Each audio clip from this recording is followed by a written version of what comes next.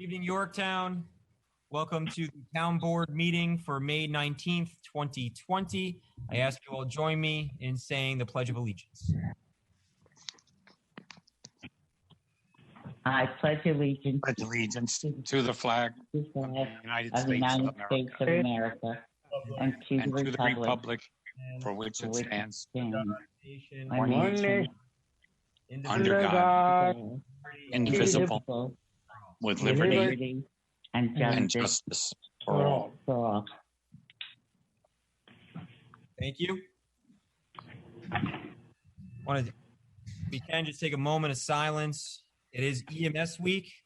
Last week we celebrated Police Week. This week we're celebrating EMS week, and we've seen firsthand during this pandemic how lucky we are to have folks like the Mohegan Volunteer Ambulance Corps and the Yorktown Volunteer Ambulance Corps and our incredible neighbors serving us. And we ask for a moment of silence, keeping them all in our thoughts and prayers.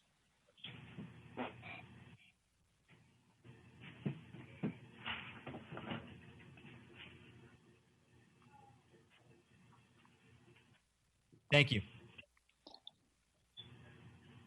Again, this is Supervisor Matt Slater. I'm joined by Councilman Tom Diana, Councilman Ed Lachterman. I have Councilwoman Alice Roker on the phone, as well as Councilman Vishnu Patel. Joining us as well is Highway Superintendent Dave Paganelli. I have our Town Clerk, Diana Quast, and our Town Attorney, Adam Rodriguez. Good evening, everybody. All right, so reports. Today, there are 37 active COVID-19 cases in the town of Yorktown. Total cases since we began testing is now at 588, and we've had 5 new cases since yesterday. The metrics for reopening have improved. We are now at 5 out of 7 required by the state of New York. New hospitalizations are now below the regulated rate, the required rate. And we are still waiting on improvements on the death rate, as well as finalization of the contact tracing program. We, from our library, have some exciting news. They continue to do great work. Beginning next week, the John C. Hart Memorial Library, the card holders will be able to go through the library catalog and place a hold on an item, and the library will call the patron with a pickup time. If they cannot get online, they can call or email the library, and our librarians will do it for them. The library would also like to ask the public to return any items they currently have to the drop boxes. So be starting next week, you can contact the John C. Hart Library librarians and place an item on hold, and this is called the Porch Pickup Program starting next week. I want to provide another update from our refuse and recycling department. As a reminder, we've had several changes to the bulk trash pickup. I know that folks have received their flyer earlier this year in February giving dates for your section. Really important that everyone continues to follow the updates online on the town website. We had a Nixle message sent out. I want to thank our police chief, Robert Noble, for sending out the Nixle message on this.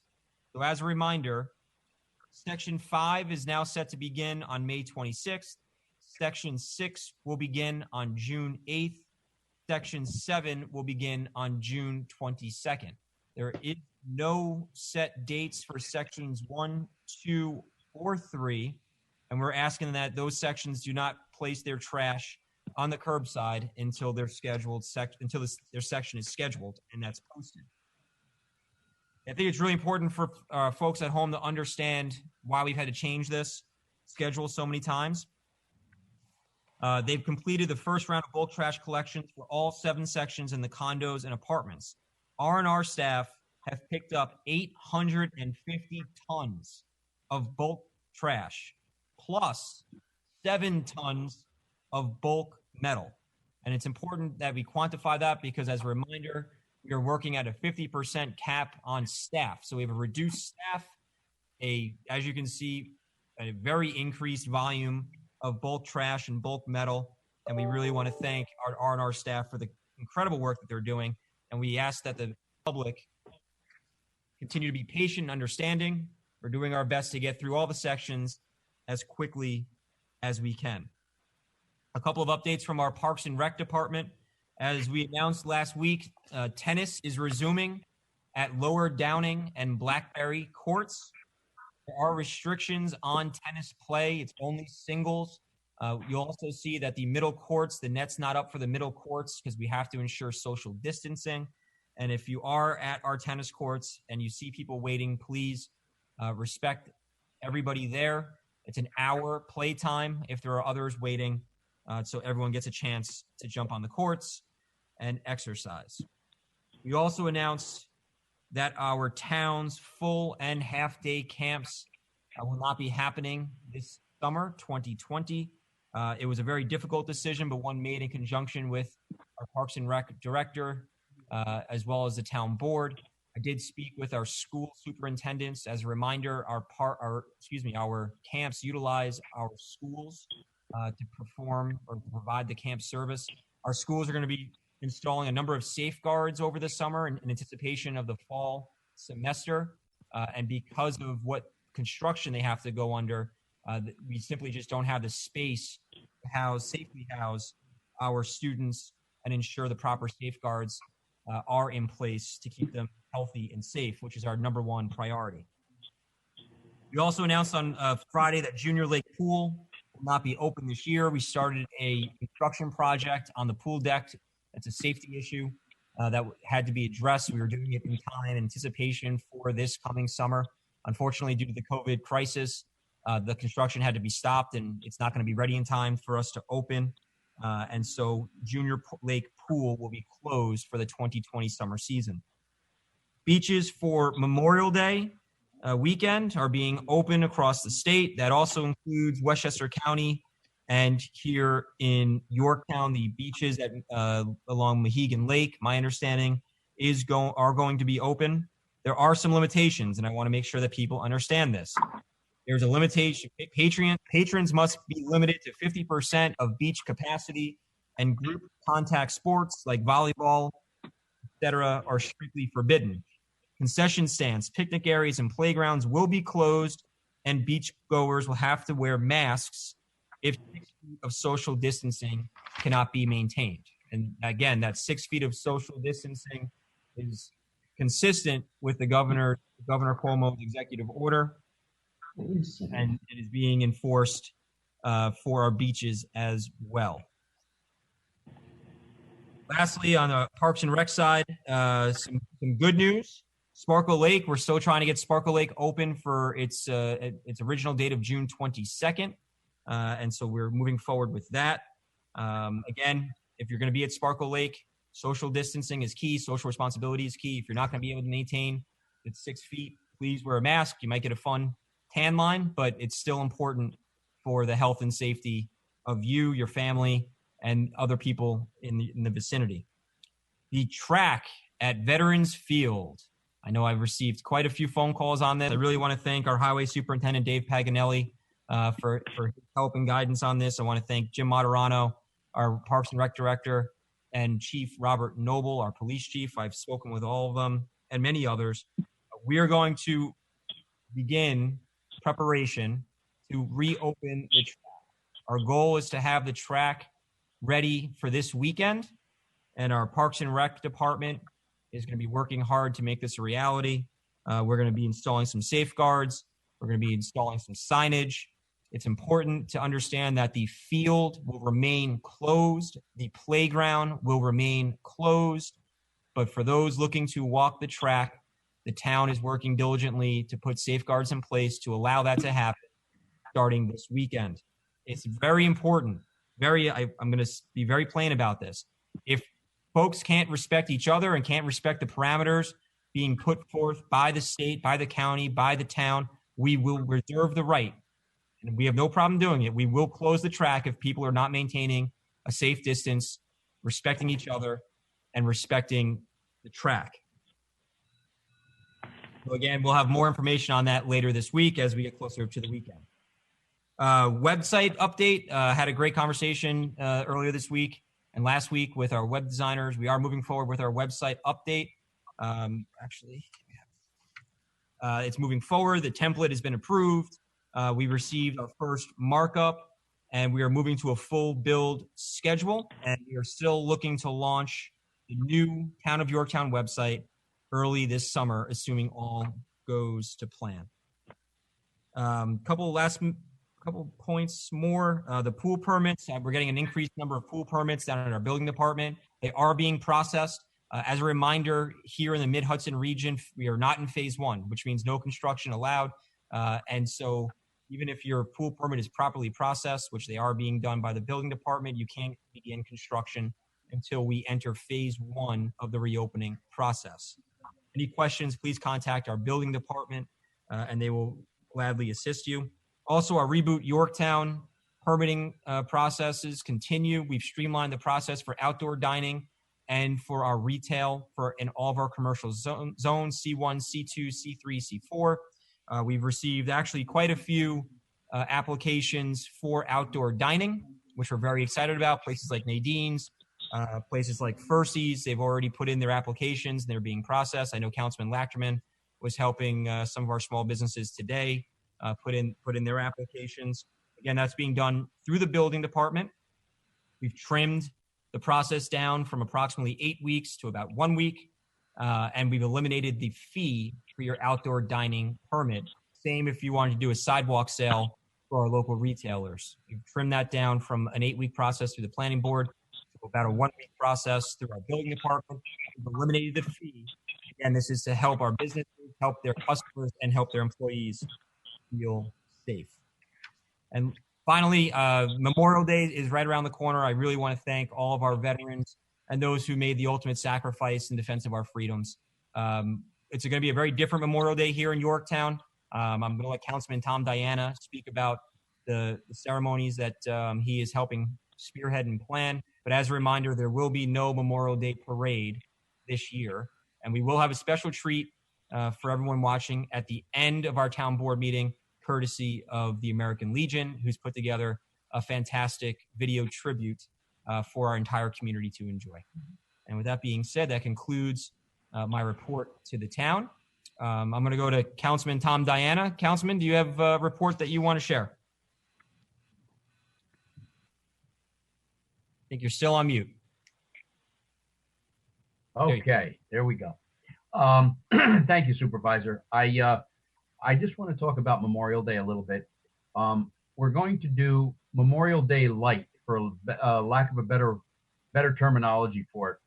The Shrub Oak Memorial Day service will be at the usual location in front of the Honor Roll, in between the John C. Hart Memorial Library and the Shrub Oak Lakeland Administration Building. It'll be 11 a.m. The town board, the Lake Mohegan Fire Department, and the Honor Roll Committee I have been in contact with. We're going to do just a brief ceremony, a small prayer from the Sons of the American Legion chaplain. And we're going to have our Judge Sal Lagonia play taps. The way I understand, Mohegan Fire Department, with a few people, are just going to have a very small ceremony there also. We're then going to move to the Patriot Park, where we're going to do a similar ceremony. The only thing I can ask folks is to please remember social distancing. Please remember your masks, and if you like gloves. It's very important. The governor has come out with a 10-person limit on not large gatherings, but close gatherings. But if we keep our social distance and so forth, I think we'll be just fine. There will be no parade, as the supervisor had said, between Patriot Park and the VFW.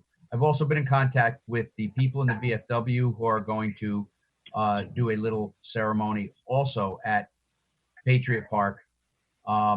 But it's going to be, like I say, Memorial Day light. But there's absolutely no way I was not going to have some type of a ceremony for those who have given so much for this country and for our freedoms.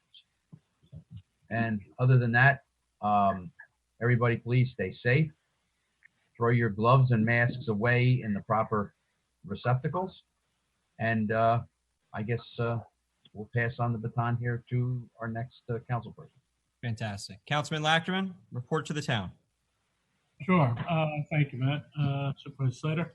Actually, we'll finish up with Memorial Day. I did want to remind everyone that Memorial Day is probably the weirdest of the half-staff flag days.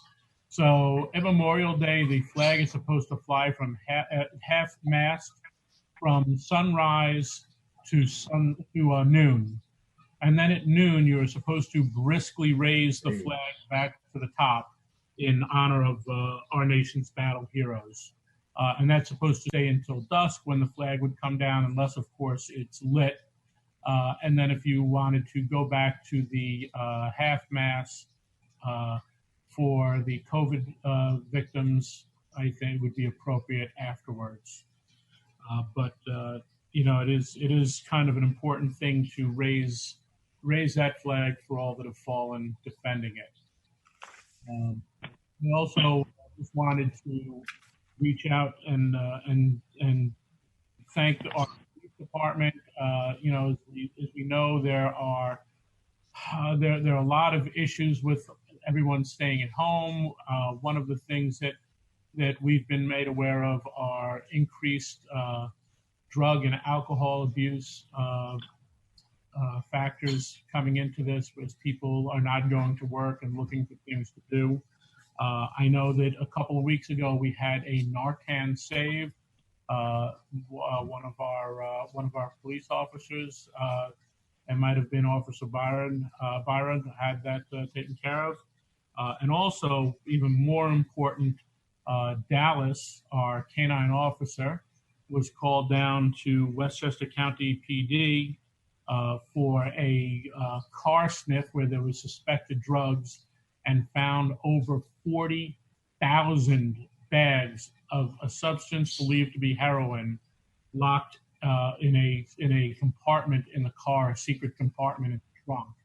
Oh my God. Yeah. That's my girl. Yep. Tremendous amount of drugs taken off our street that could be killing our kids. So thank you, Dallas. She is proving her weight in gold. Other than that, please, everyone, be careful, be safe. Looking for a smart reopening of our state and our county, and hoping that we are coming through the other side of this. And I want to thank everyone in Yorktown for all you've done to try to make this happen the right way. Oh, and I will add, if anyone does need a mask, any seniors out there, any of our residents, please contact the supervisor's office, or you could email me directly, as someone did. Call me. We really want to get you masks to help you stay safe and follow the recommendations of the governor and be able to go shopping. So we are fortunate enough that our county partners have given us some masks that they had gotten donated via Hain, and we are getting those out. I believe, Supervisor, almost 4,000 given away in last week. We gave away 4,000 between our drive here at Town Hall and the drive at the Jefferson Valley Mall last week alone. I want to thank County Executive Latimer for coming up. We had Senator Harcum join us, and it was a real team effort from the town's perspective. We had a number of our elected officials, a number of our department heads and workers all join us to distribute. So it was a great success. We do have some left. We only were given a few thousand by the county, so it's not like we have an overabundance of masks that are down in the basement or anything, but we do have some that we can continue to give out. So feel free to reach out to Town Hall, to my office, the clerk's office. I know Diana's been taking requests as well, and we're happy to get them out to folks as fast as we can. And it was also nice to see retired legislator John Testa come out of retirement to help us give away masks at the Jefferson Valley Mall. Yep. Yep. Thanks. And that's it. Great. Councilwoman Roker, how are we doing tonight? We're doing well. As Ed spoke about COVID, I just wanted to remind everybody this is the month of May, which is Mental Health Awareness Month. And obviously I looked down and we're going to have a presentation on this soon. And I also just wanted to remind people as well, while more than ever, the town, the county, the state need to fill out your census report so that we will get the money from the federal government that we are entitled to. And we will have some good news about a house that's in the community housing program that will be going on sale within the next couple of months. I probably will have some more information the first week in June, but it looks pretty good that there will be a house for sale. And that's it for me. All right. Thank you, Councilwoman. Councilman Patel? I want to start saying that troops in all over the world make a remarkable sacrifice today, every day, protecting us from harm and ensuring the freedom and the democracy for all. Let them know how much their sacrifice means to us, mean to you and us. Every serviceman and woman in uniform deserve to hear from how grateful we are for all they do. We need to let them know. Last year, day before the Memorial Day, my wife, myself, and a daughter, and our son, we visited our town's hero, Clayton Carpenter, Lakeland High School graduate. He was a Black Hawk pilot. He passed away, and we were at his grave honoring him. It was really unbelievable experience to go over there and honor them. Every year, twice a year, we go and visit his mom. She lives in Rochambeau Drive, and I'm going to go visit the same day this time too. So we thank you to each and every man and woman who served to keep our freedom alive. We will be missing you in the parade, but we'll keep you all in our hearts and minds.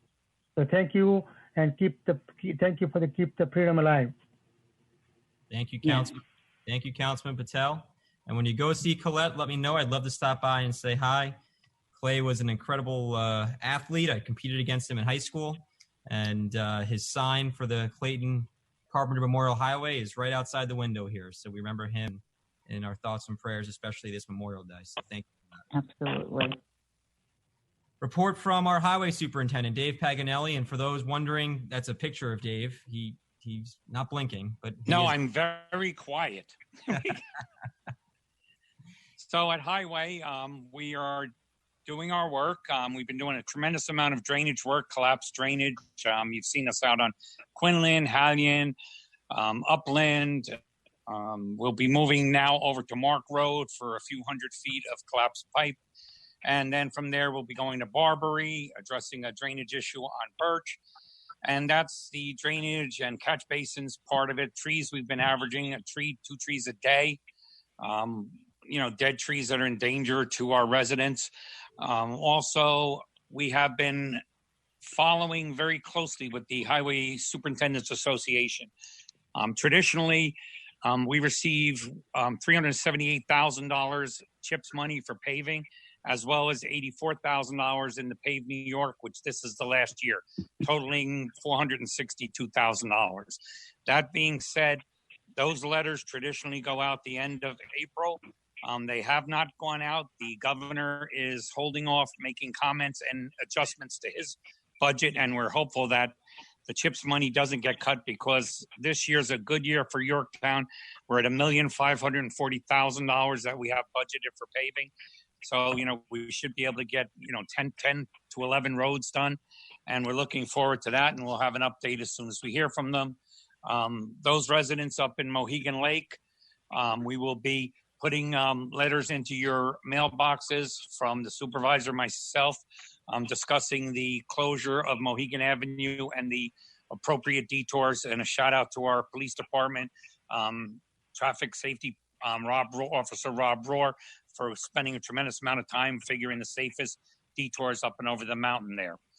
So, there certainly will be some input from the residents, but there will be detours in place for an hour, probably, I would say, 8 to 12 weeks while that retaining wall is being built. And I would be remiss if I didn't thank all of those in the service who gave the ultimate sacrifice by laying down their lives so that we can enjoy the freedoms that we have. And that would be it for me. Thank you. Highway Superintendent, thank you. And I forgot to mention this. I got this from our comptroller, Pat Caparel. The 2019 AIM funding from the state of New York was clawed back. That's about $180,000 that was clawed back. So unfortunately, the financial impact that we've been worried about regarding our funding due to the coronavirus is becoming very, very real.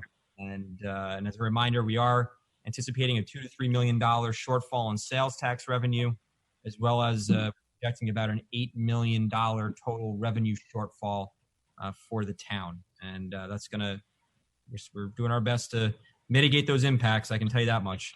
But we'll have to wait to see how it all shakes out. Supervisor, just for the people out there, would you let them know what the AIM is, that particular funding, so that they understand? Yeah, AIM funding, it's funding for municipalities, specifically for towns and municipalities, that is allocated by the state of New York. It's approved in the state budget. And we traditionally get approximately $180,000 from the state of New York in this funding. So the 2019 amount of $180,000 was clawed back by the state of New York. We realized that when we got our Q1 sales tax receipts from the state, and so I was informed of that today from our state comptroller. And so this is the rough ride I think that we're heading on until we get to the other side of it, unfortunately. Hey, Matt. Thank you. Just so we don't end on such a sour note, so to speak, one thing I forgot was to say congratulations to our New York State Assemblyman, Kevin Byrne, and his wife on the birth of their son yesterday. Ah, there you go. Congratulations. Yes. That's nice. And Kevin Byrne, his wife, Bree, very happy for them. I've known Kevin since high school. We know each other a very long. My next door neighbor wound up marrying his next door, and now he's really 6 degrees of separation. Yeah. Looking at the two of you 3 years ago, so it's really not that big of a deal. Well, let me tell you, I knew him when he wasn't good at the bagpipes, and I. So anyway, we have with us John McMullen, our poet laureate. John, how are you? It's always good to see you. Thank you, Supervisor. I've put together the chapbook that's out on the coronavirus, and one of the poems is called Zoom. I use Zoom all the time. Just this week, I will have 3 sessions and attend 3 more. These meetings are of various writers groups and luncheon with old friends. Many colleges have gone to Zoom to complete semesters virtually. My wife, Barbara, teaches at 2 of them. If there's a winner in this terrible crisis, it is Zoom. Or maybe the real winner is us, who want to interact, teach, and work. Zoom may be the tool of choice, a great choice, but if there were no Zoom, we would simply find another. Thank you. Thank you, John. Thank you, John. Thank you, John. He's right. Zoom is taking over society right now. That's for sure.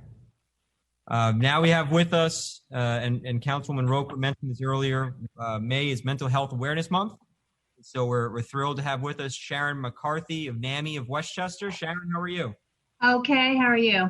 Doing good. Thanks so much for joining us. Sorry that it's sorry it's over Zoom, right, John? Getting used to it. Yeah, unfortunately. So why don't you tell us about NAMI? And I know that we had some things planned for some ribbons earlier this year. We talked about the orange ribbons, but obviously that's taking a different direction. But why don't you give us a quick update on your behalf, on behalf of NAMI? Oh, okay. So NAMI is a nonprofit agency that helps families and those living with a mental illness. We have support groups, education programs. We have a helpline that operates from 9 to 5, Monday through Friday, 914-592-5458. And we're still operating that light. We're doing everything remote, but we've still got our helpline open. We're doing support groups remotely, working on starting our education classes remotely, online with Zoom. Our support groups have been very popular. They keep getting full, and I keep asking to add more. So obviously, there's a big need out there. I'm sure people feeling isolated, they need, whether it's a family member or an individual living with mental illness needing some kind of connection. And then we do events throughout the year when and if we're able to do that in the future, which I hope we do. We have a big education event we always do in October, which I'm hoping we'll be able to do. And then we try to sponsor a few film events. And then our big thing is our walk, which unfortunately was to be May 16th, but we had to change that over to a virtual walk. So NAMI itself decided to designate May 30th as the day of the virtual walk, a day of hope. And our affiliate is joining about 30 other affiliates that day. So if you go into NAMIWalks.org/Westchester on May 30th at 10 o'clock, you'll see our virtual walk. And that is our biggest fundraiser and awareness event. If we were doing it at Rye Park, we usually get about 400 people, 500 people in attendance. So it's a real big event. So the big thing is for people to understand that we are here, that we're still open, 914-592-5458. We have a website, NAMIWestchester.org, but certainly call us and we will help get you the resources or get you into support group, whatever you need. We are able to, and we're still here to help. That's us. Wow, Sharon, that's fantastic. I really appreciate the information. We're gonna get this up on our website for sure to share the resource. I'm curious, are you seeing? You know, we obviously with everyone being inundated and but also frankly isolated, right? I mean, are you seeing an increase in demand for your services? I think what we're seeing is more and more people dealing with anxiety over this than we've ever seen before. Right. So more and more people wanting to talk to a mental health professional. And actually, as you know, probably know, the state did set up a telephone line for free mental health professionals. So that's been great. I've been able to refer people to them who, in addition, might go to a support group. But at the moment, I often tell them maybe you also should be talking to a mental health professional. So this doesn't go any further. But anxiety seems to be a very big issue. A lot of my calls to people are saying it's the anxiety of not knowing what's going to happen and when will we get back to life the way it used to be. So I think that's the scary part at this point for people is just wanting to get back to the life they had. You know, Isolation is bad, but it's the anxiety. And then once we do, they're back to, okay, now we can all go back out, but is it safe to go back out? And how are we going to make it safe? So I think the anxiety is going to get worse. Yeah. You know, so I think that's a big issue. And people should realize if they're feeling that, it's real and they should seek out help. I was just gonna ask if you could quantify for us when someone should, you feel someone reaches that point where they should be reaching out to a professional for this kind of. I think when they're starting to feel like it's taking over their life, that every moment they're thinking about it and it's taking over everything they're doing, maybe making them unable to reach out to people, that they should really think about reaching out to somebody. When you start not being able to do the things you normally can do, you need to reach out. Yeah. You know, it's taking over your life. For the folks who may be at the phase beforehand, do you have any advice for them? Is there ways that you would recommend for them to help cope with the situation in a healthy way? Well, I think the healthiest thing is we all need to understand this is out of our control at this point, and to try and make the best of it. I encourage people, I even encourage my own staff, you know, talk to me. You know, if and when we go back to the office, I want to hear if you're feeling anxiety, and let's talk about it. Let's deal with it. Let's get some solutions that will work for you. Yeah. And I would encourage people to do that. I know in a lot of the webinars and calls that I'm sitting on with other agencies, they're all going in the same route. You know, when it's time to go back, we all need to look at everybody as an individual and how that is handling this and how we can help them get through it. You know, and if they feel at that point they're not ready to go back to work, maybe we need to let them work a little remote a little longer. Or if they want to come back, you know, a couple days a week or whatever works. But I think communication is the important thing, is to communicate with people. You know, let people know what you're feeling. And most of the time when you let people know when they're feeling, they're going to turn around and say, I've been feeling that way too.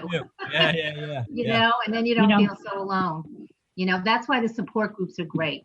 Yeah, that's fantastic. You know, Sharon, I'm so happy that you're talking about this. I think years ago, people, I think were a little shy in terms of telling someone that they were having anxiety or whatever. And now I think with organizations such as yours, they're more apt to come forward and make that phone call and talk to someone. And we appreciate what you do. Thank you very much. I mean, that's our big thing. A big part of what we do is educating the community, because the more people who know about this, the warning signs, how to prevent it, the more we're going to get people to call and step up and call a doctor, call a therapist, and get help, you know, and not to feel like it's something to be ashamed of, because it's not. Sharon, what do you say for seniors? You know, I can tell you that a personal experience that I had last week, I delivered a mask to a senior, and just frankly, just because she had someone with her, she became so emotional because she's been alone for so long, this whole thing.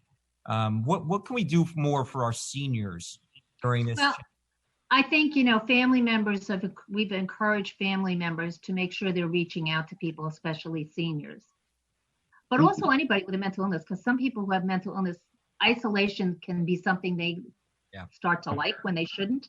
So really pushing that, you know, whether it's a phone call, if you can get them to Zoom, that's great. Yep.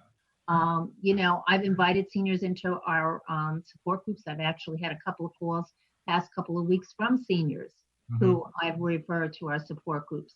And it's a Zoom, so they get to see people's faces, which is kind of nice. I think they want to see faces. Yeah. So I think, you know, anything you can do, even if it is to just knock on the door, how are you doing? Can we get you something? Right. You know, even neighbors, just knock on the door. I'm going to the grocery store. Can I pick you up something? You know, and check in and make sure they're feeling all right, so they don't feel so isolated, especially if their families are far away. It's really important to have people watching out for them and making sure they're doing okay. Is there things that you're seeing that we can be doing on the local level? Because obviously the COVID crisis is really bringing to light mental health, the importance of mental health.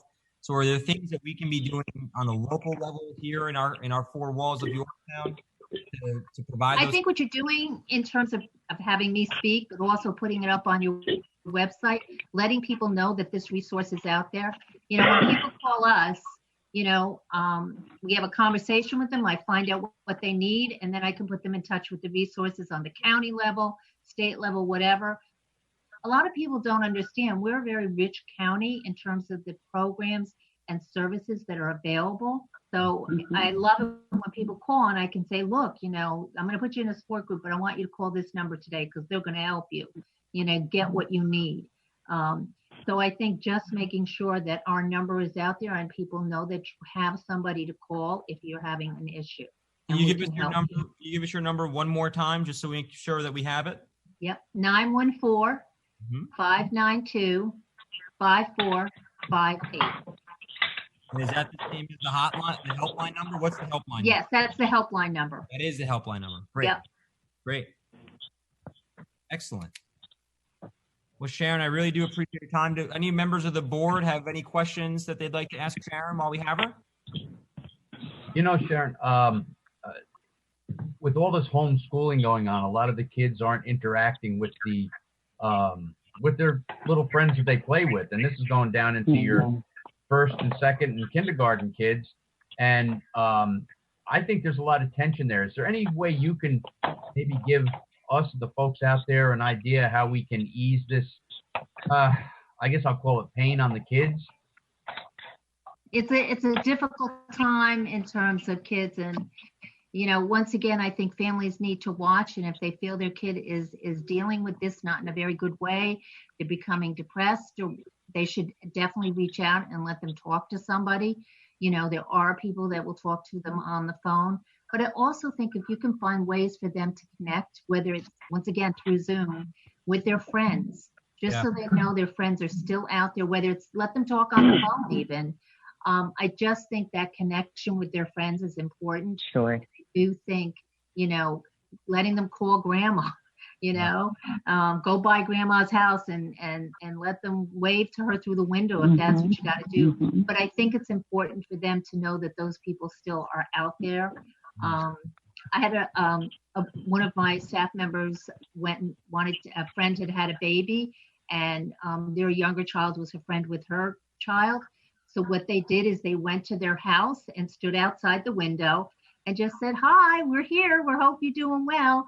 And, it was really uplifting. And, they texted her later and said, "This was great that you did this," because both the boys need to see each other. Yeah. So I think just the FaceTime, which you can do on your phone, is a great thing for kids. I invited my grandkids down to. I'm sorry, man. No, go ahead. Go. No, it was an anecdote. No, mine too. My 4-year-old, they do circle time through Zoom Monday, Wednesday, Friday. So he gets to see all of his friends on Zoom Monday, Wednesday, Friday for like 40 I think that's nice. And it's been tremendously helpful, to be honest. So I understand exactly what you're saying. Yeah. Even for adults. I mean, I miss seeing my adult kids. So we've done Zoom. Mother's Day was Zoom brunch. That's how I saw them for Mother's Day. I mean, it's the ability to see each other, I think, which is so important for everybody to be doing.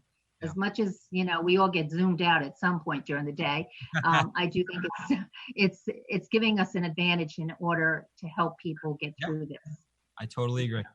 Maxine, my goddaughter who's 6, and my wife are always Snapchatting. That's a little more fun for her than Zoom. Yes. Putting on and she does Facebook Messenger. My wife is chiming in as well. And that's great. And Sharon, we're going to miss you guys at the walk this year, unfortunately. But please tell Marie that Carol and Ed from Elements said hello. I definitely will. But we're looking forward to this virtual walk. It's nothing we've ever done before. And Marie is doing one heck of a job putting it together. I can't wait to see it. No, it's great. And even seeing the impact on the walkers and the families over the last few years is just tremendous. It has been. Yeah. I have a question. All the families, they don't have a neighborhood, friends, and grandparents, maybe live far away land. So, the FaceTimes and all things is really no substitute. It's a good thing to do, but everybody don't have one this end, you have it the other end on. So let me just say words, that we should be concentrating now the honesty, the hard work, the responsibility, fairness, generosity, and respect for others. Listen to the truth inside yourself, even when it is hard. No one does big thing by themselves. Save the environment, defeat the future pandemics, and together we can go farther. Really, this is a very difficult time for us. So we try to do the best we can and help each other. This is the only way we're going to be stronger than we are today. Exactly. Now more than ever, people need to really reach out to each other. Mm-hmm. Because in the world, today's world, it is easy to make a buck, but it's a lot tougher to make a difference. And this is the time we can all get together and make a difference.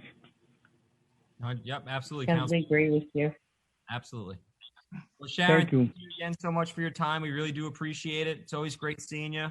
And we'll be joining the virtual walk May 30th. And again, we'll be putting up all the information for our residents to connect with NAMI on our town website. Okay, and that's 10 o'clock on May 30th, NAMIwalks.org/Westchester. Sounds good. Looking forward to it. Sharon, thanks. All right, thank you. Thank you. Thank you, Sharon. You're welcome. Okay, we're going to move forward with our agenda. Moving on to decisions from some of our public hearings. We have here a declaration of lead agency, negative declaration, and general maintenance permit for the restoration of a portion of the wetland and repair to the Teatown Lake Dam on the property located at 1600 Spring Valley Road.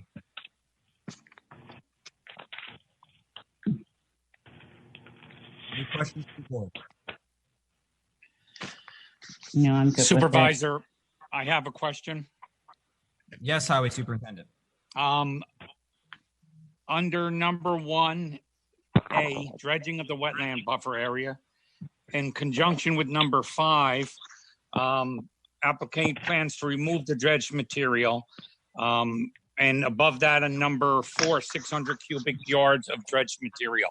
I believe I brought this up in the past. Do we have any clarity as to, is this material going to be dried, or is it going to be dragging mud down Spring Valley Road and Teatown Road and Grants Lane, or Spring Valley out to 134?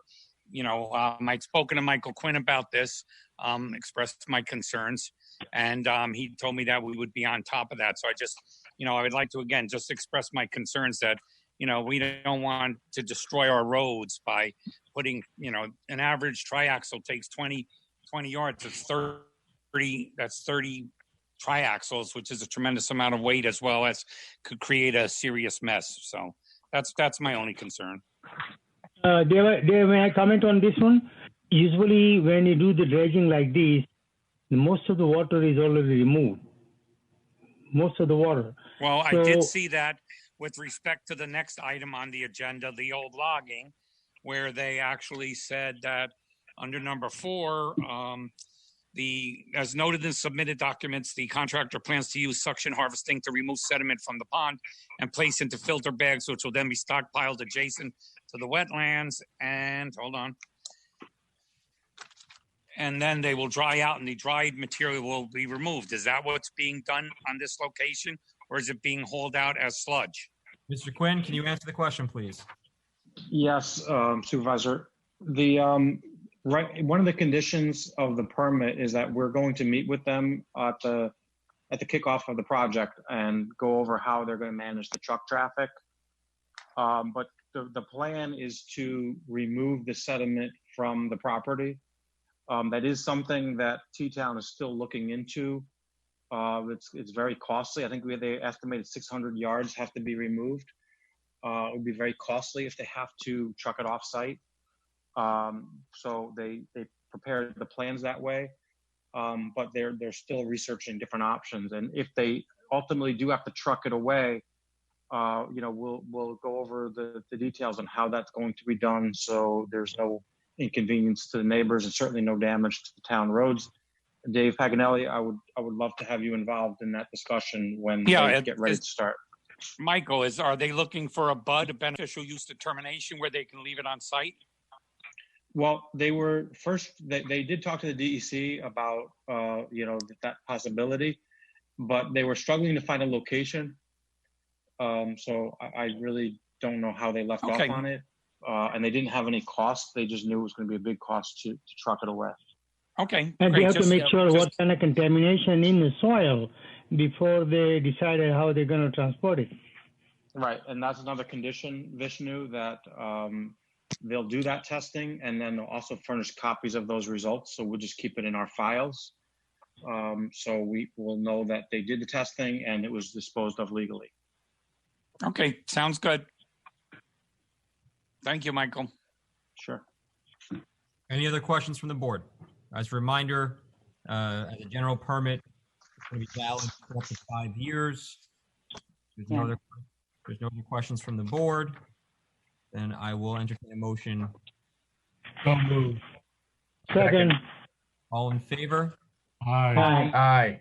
Any opposed? None opposed. Motion passes. Moving on. Second, decision from a public hearing, declaration of lead agency, negative declaration and a wetland SWIP permits to dredge a pond on property located at 1390 Old Logging Road. Questions from the board? Comments from the board? I think it was really very well presentation made by professionals who are doing the project. So I have no comment further on this thing. I agree, Commissioner. The planning board had some minor areas that they asked them to address with where the pumps would be placed to give it a better buffer from the water course. And I know that they were going to make those adjustments. So they were in favor of that as I am moving this forward. Okay. Then I'll entertain a motion. So moved. Second. All in favor? Aye. Any opposed? Motion carries. All right. And we will move forward with the public hearing.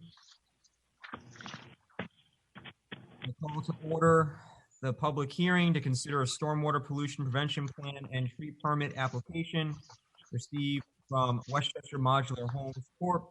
Construction of a single-family home on Madison Court. I ask the clerk to confirm that the public hearing had been properly noticed. Showing that now. We will open the public hearing. I think we have a few people who would like to speak on that.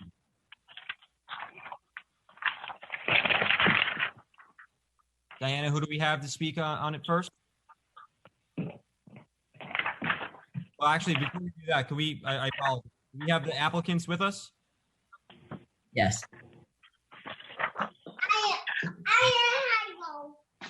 That sounds like an engineer if I've ever heard one. We have the applicants with us. If we can have the applicants just provide a brief overview of the project for the public.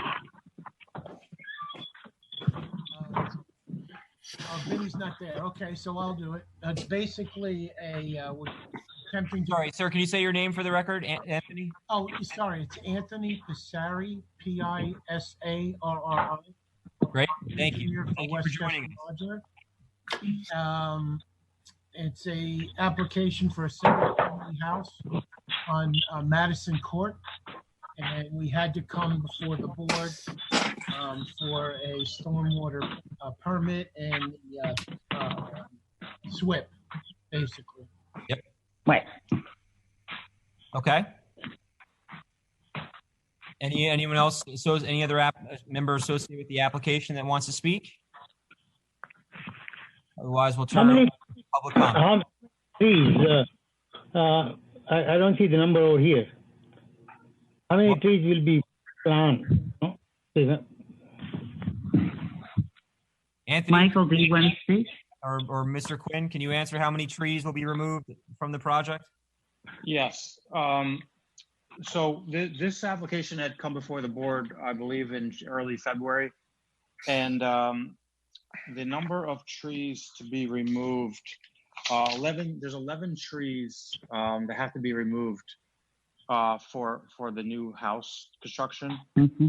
And one of the questions that had come up in the prior discussion with the board, or I think it also came up in the planning board memo and a conservation board memo, was about this. This was the first application of 2020, and so they were subject to the new tree code.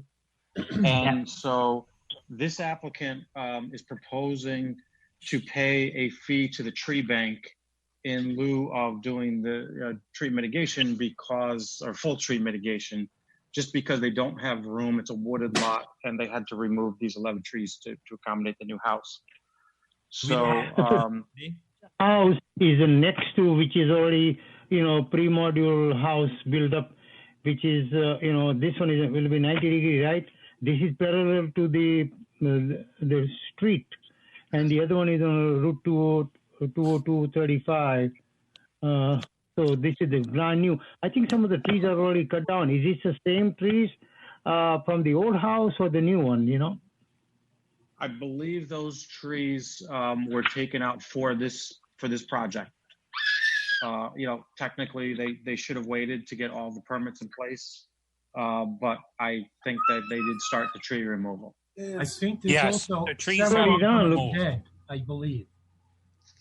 No, the trees have been removed. I'm on that road every other day. So Did someone explain to them they should have had a tree permit? I have not informed them, Alice. I know that we've been inspecting another house that Vishnu just mentioned, so we've been in and out of there ourselves. Okay. So we did notice that the trees, that they did start removing trees. One of our conditions of any permit that, we would prepare based on the board's direction would be that you have to get your building permits before you could start the work. That way you don't have to look at sites that have been cleared until they're ready to actually start the work. But just going back to the tree discussion, so the applicant is proposing we work with them to calculate the fees required to the tree bank. And so the fee would be $1,700. It's Michael. $100 per tree for 11 trees. Do we and know it's for certain $300. that? Do we know for certain that there are 11 trees? Has anyone gone out there and counted them? Well, it's only trees, Dave, that are 8 inches in diameter. Bigger than 8 inches in diameter. That's what our code Correct. is defined as a tree. Correct. Um, Okay. I'll go out So- tomorrow and measure them up. okay. So let me ask you, was it cut But down? they're already down, Dave, down. Yes, but if we're going to get reimbursed rather than mitigation, then we, as a type of mitigation, which I applaud the town board for finally moving forward on this with our 5,500 acres of open space that we can't maintain. So this is a great thing as opposed to putting trees in useless places. But I just I want to agree make with sure you. if we're getting a financial X amount per tree, we're 100% sure that we've checked and seen how many trees there are times X amount. I appreciate you doing my that, David. Yeah. Thank you for agreeing to do that. I think no problem. possibly That's a question here. we should send the building department out there, Dave. This way they have jurisdiction over that. You know what I'm saying? That's fine. But Okay, can I ask a question I here? will, it's nonetheless, as an elected question highway here. superintendent, I'll go out and count trees. If they are, it's affecting my roads, all the traffic in and out, construction traffic, what have you. So that being said, I think we need to be vigilant, and certainly anyone is welcome to go out and count the trees. I certainly David, appreciate your can I- offering, David. I want to say So- something to the board. The trees are already cut down and fee received after the cut down or before? Well, the concern is, Vishnu, they should never have been cut down prior I'm to asking- getting. Correct. Right, they were cut down without the necessary permit approved.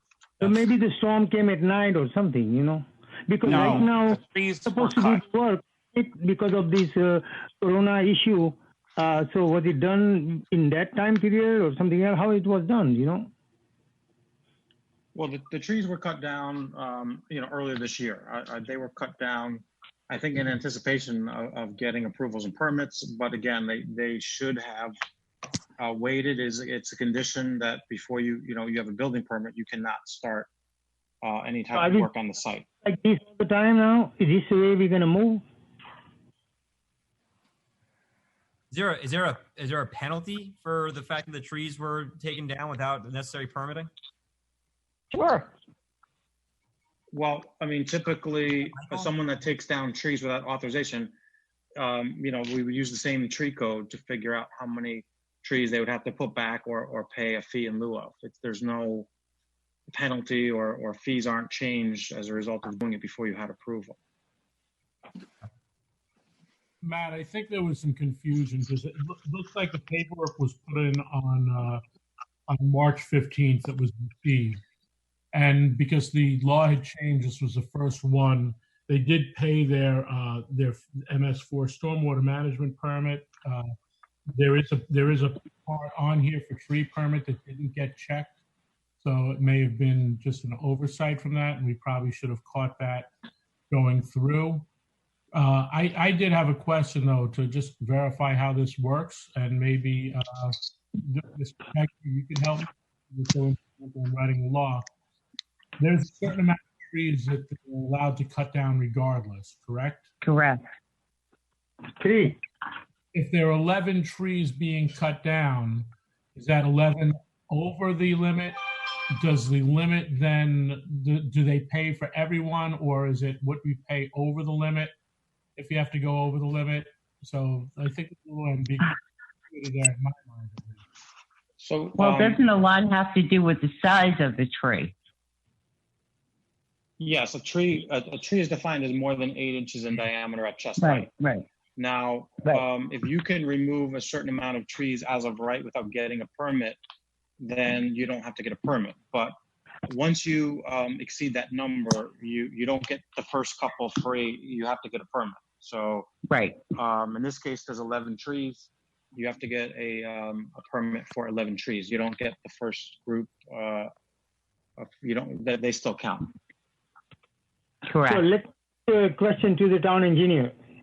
You know, suppose if your house, you can take it out trees, okay, you know, but this is the new construction. It's so many things involved, not just only the cutting down tree alone, the entire permitting to build the house, and you know, so everything. This is very complicated process. So cutting down 11 trees is not really a good thing to start with the year, okay? Yeah, but Well, I think Michael was fair when he said they shouldn't have done anything until they got a building permit. Well, you know, part of this law, when it was explained to us, when we spoke about it, was that it would not be prohibitive to a single family dwelling. Depending on the number. Well, no, actually. But is it a question? Is it prohibitive to a single family dwelling that exists, or is it a new project? You're talking about two separate things. No, Dave, I'm not. We were talking specifically about when we had the hearings and the. Yeah, I sat through them. He's right. He's right. Spoke specifically about someone who wants to develop a lot and being able to take down the trees to be able to do so. So if that's indeed the case, why are we charging them at all? And why do we have a rule that Well, says this? we don't allow, We're just we making don't allow, exceptions. even if he was a person with a house already built, you can't take down 11 trees without a permit. Right. So the question becomes, my question is, what are the penalties for the fact that he took down the trees without the permit? I mean, No, but may I say something? If you let it happen once, then it's going to happen all the time. So, you know, we have to have some kind of a law, you know, and make it enforced. We don't need to make a new law. Enforce what we already have it on the book. No, I agree with you. Michael, the last time we had a person take down trees, you did give him a penalty. And I think it was you doubled the price of the tree. So yeah, in that case, Alice, that was a tree removal that occurred in a wetland, or it's actually a wetland buffer. So Right. they were cited for not getting a wetland permit, which if you're removing more than 3 trees from a wetland buffer, you have to get a wetland. Right. Well, they had permit. pulled down 20 trees. Yeah, it was several. I think in the 20s of trees. Yes. So that's where that came from. So in our fee, I mean, there is no cost to get a tree removal permit. So Correct. if someone removes trees, there's nothing to double since there's no fee on getting a tree permit. So if somebody, exceeded that number, we would ask them to get the permit because that's required, but there would not be a penalty or a fee associated with that. Is Well, I this think we can talk. is this a sewered or septic lot? Is it scheduled to have a sewer hookup or is there septic? It's a sewer hookup. Yeah, they'll be connected to town sewer. Okay, because I knew that there was a provision in there for the septic area to be clear of trees, and that wouldn't be in conjunction with any other tree permit that would have to be gotten. That's correct. I mean, essentially, if you have to remove trees to build a septic field, that's exempt from our code. We would not count those. If a tree is Correct. dead, diseased, or dying, that also would not count in the calculation. Correct. Any other questions from the board? Otherwise, we'll open up the public comment.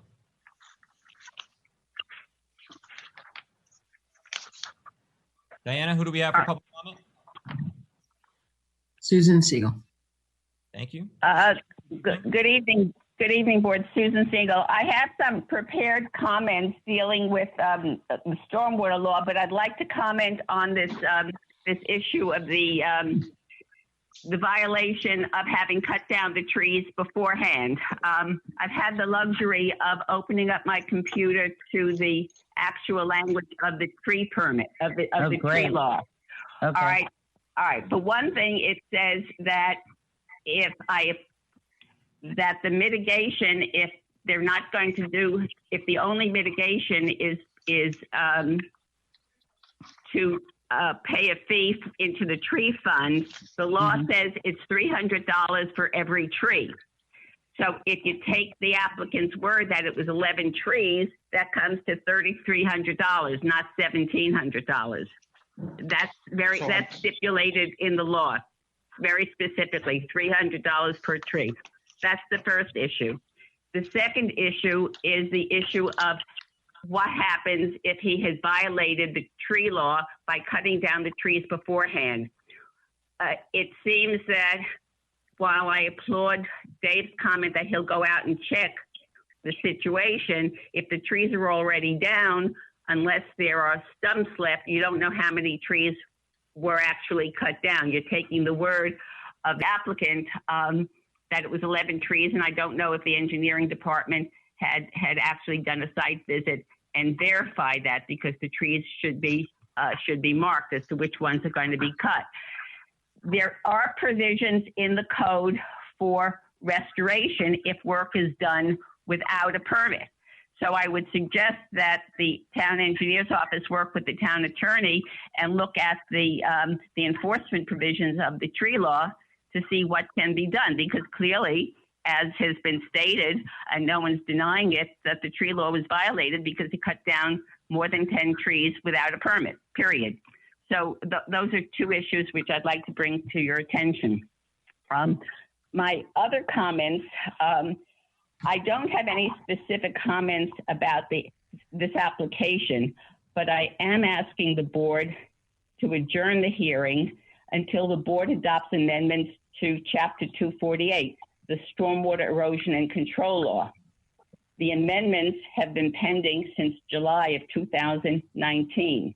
They're technical, they're not controversial, and until the amendments are adopted, the town board can't tell whether the applicant has actually met the requirements of the tree law, which is also part of this hearing. By the way, we call it the tree law, but the full title of the law is actually the Preservation of Yorktown's Trees and Woodlands, and the stormwater amendments deal with the woodlands portion of the law. The town board has been made aware of the need to enact these amendments for quite some time, but the matter was never considered urgent, and so nothing was done about them. But now the town board is reviewing several applications for stormwater permits. There are 2 on the agenda for tonight, and there are others that are pending. So it's time for the board to address this issue. Without getting too technical, let me just explain why the amendments are needed. And the amendments are needed now before the stormwater permit is actually approved. Let me distinguish between removing trees and disturbing a portion of a woodland. The two are not the same thing. A woodland can actually be disturbed without removing trees. And that's why the tree and woodland preservation law has different provisions for tree removal and different provisions for disturbing woodlands. Last year, when the board was considering adopting the new tree law, one of its important goals was to avoid the need for applicants to get duplicate permits, like needing a tree permit and also a stormwater permit. So in order to avoid duplication and to streamline the permitting process, the tree law said that if a property owner was planning to disturb between 5,000 and 10,000 square feet of woodland, he wouldn't have to get a separate tree permit if he would also needed a stormwater permit, okay, which is the case in the here. At the time, it was clear, there was a clear understanding that the stormwater law would be amended to include the provisions relating to disturbing 5,000 to 10,000 square feet of woodland, so that the two laws were consistent and that they worked together. However, in the current stormwater law, there are no provisions for woodlands of any size. That's what makes the amendments needed. So when the town board held the initial hearings on the tree law in July, it also held a hearing on the amendments to the stormwater law. There was no opposition to the amendments to the law. Both hearings were adjourned in July. When the town board reconvened the hearing for the tree law in December of 2019 and eventually passed the law, it forgot to reconvene the hearing on the amendments to the stormwater law.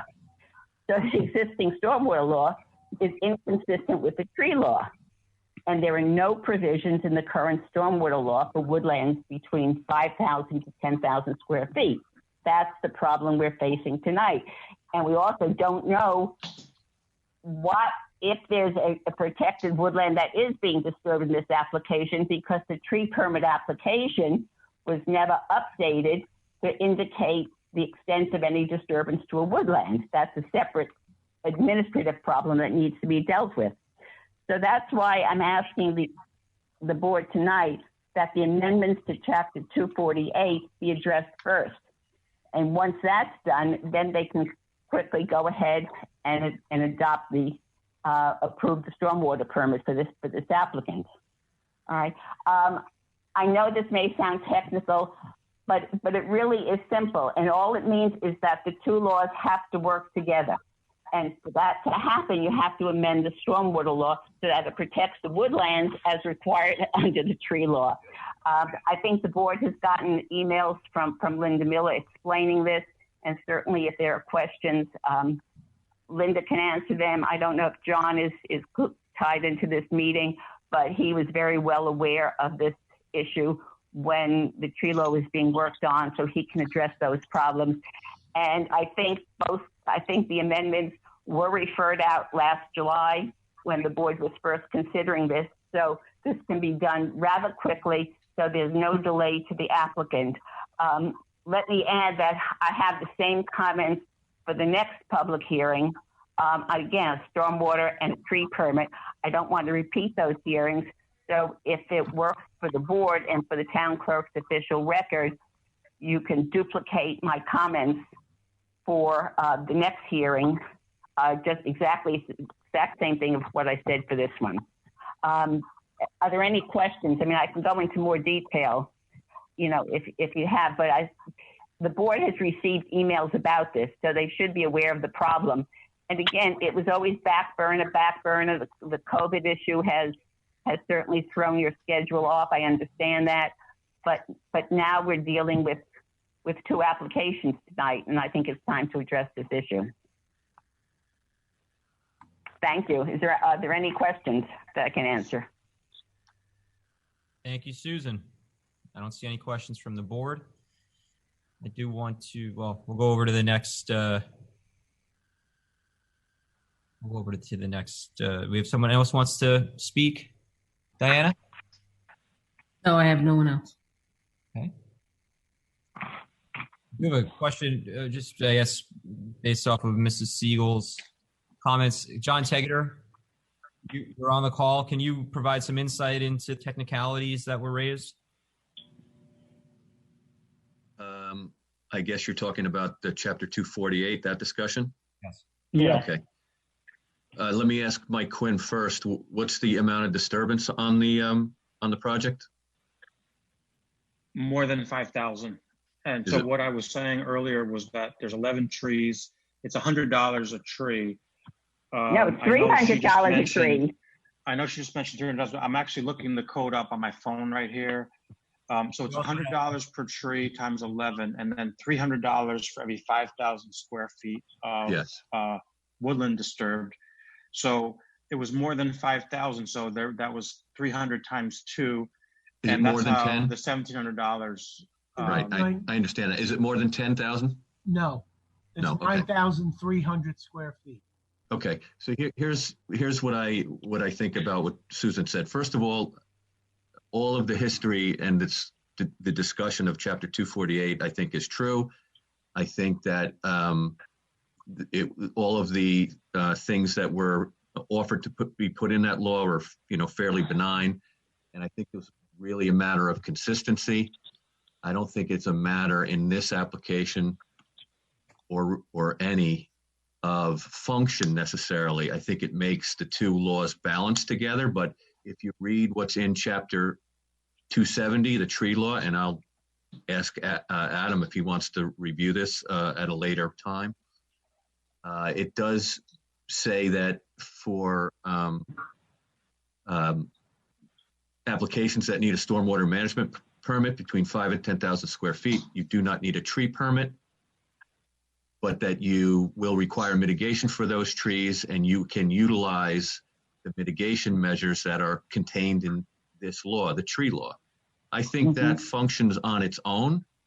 I don't think having or delaying this to adopt the law will eliminate that requirement, nor do I think that the addition of that of those amendments in that law will make it any stronger that we have to do this under the tree law. So the second part of this is that the 11 trees that are being taken down trip the threshold for the tree law itself. So yeah. I think you're getting a tree permit regardless. So I don't think you need to stop this and do this law. I think the tree law functions on its own. I think if what was in here was only a stormwater permit without a tree permit, that you would still have to follow this paragraph in which you would consider mitigation for the tree loss as that you would find in the tree law for mitigation measures. So. John, that makes a lot of sense. Susan, let me just speak. I understand what you want us to do, but I agree with John. I think it is best to do it for consistency for both of the chapters to exist in the code. But this one does not trip that the 10,000 square foot disturbance. So it has not that 248 has nothing to do with this application. Right. Mr. Quinn, any comments? What Michael said was that, which was an interesting piece of information, that this application did disturb more than 5,000 square feet of woodland disturbance. And that's critical because that's the exact reason why the stormwater law, first of all, the stormwater law. I didn't know he said of woodland. I didn't realize he said that. Yes, you see, woodland disturbance is separate and distinct from tree removal. Because you could be disturbing a woodland without cutting down any trees. Yeah, we know that. So here he needed a tree permit because he was cutting down 11 trees. Automatically he needed a tree permit. Right. But also it has to recognize so he's mitigating for the tree removal. Now he also, if he's disturbing more than 5,000 square feet of woodland, under the definitions of the law, and I won't go into that because that's clear in the law. If that gets triggered, then he has to do mitigation for disturbing the woodland. Yeah, but right now, 914-639-6777. That sounds like an important call. Yeah, so I think all of that makes a certain amount of sense, and I don't disagree with it. But by adding in the alterations to Chapter 248, you're not getting any greater effect than we already have now under Chapter 270. No, because you don't need a permit. You don't need, if you're disturbing a woodland between 5,000 to 10,000 square feet, you don't need a tree permit, and you don't have to do any mitigation, except if you're getting a stormwater permit. And in this case, he's getting a stormwater permit. So that's why the stormwater law. That's kind of like going around in circles, really. So they're disturbing 5,000. He's getting a stormwater permit. If he's disturbing 5,000 or more of woodland, he has to do mitigation. All of that is contained in Section J of 270-5. It's there, and they should do it. Supervisor? Yes, Mr. Quinn. So, I mean, I agree with John Tegeter. And also, you know, John and I have been talking, you know, we've had a few months to work with this new tree code. I think there are, you know, a few things in there that we need to take a look at.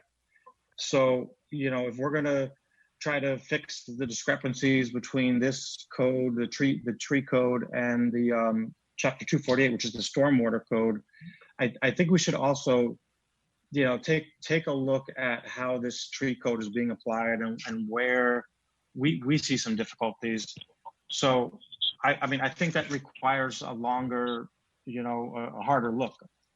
And I think this application should move forward. I mean, as John said, I mean, it's not going to change this application. There is mitigation. They're proposing to pay $1,700 as mitigation for removing 11 trees. Well, but what if it's $300 per tree? I'm looking at the code. Just a second. Let me find that section of the code, and I think it specifically says 300 per.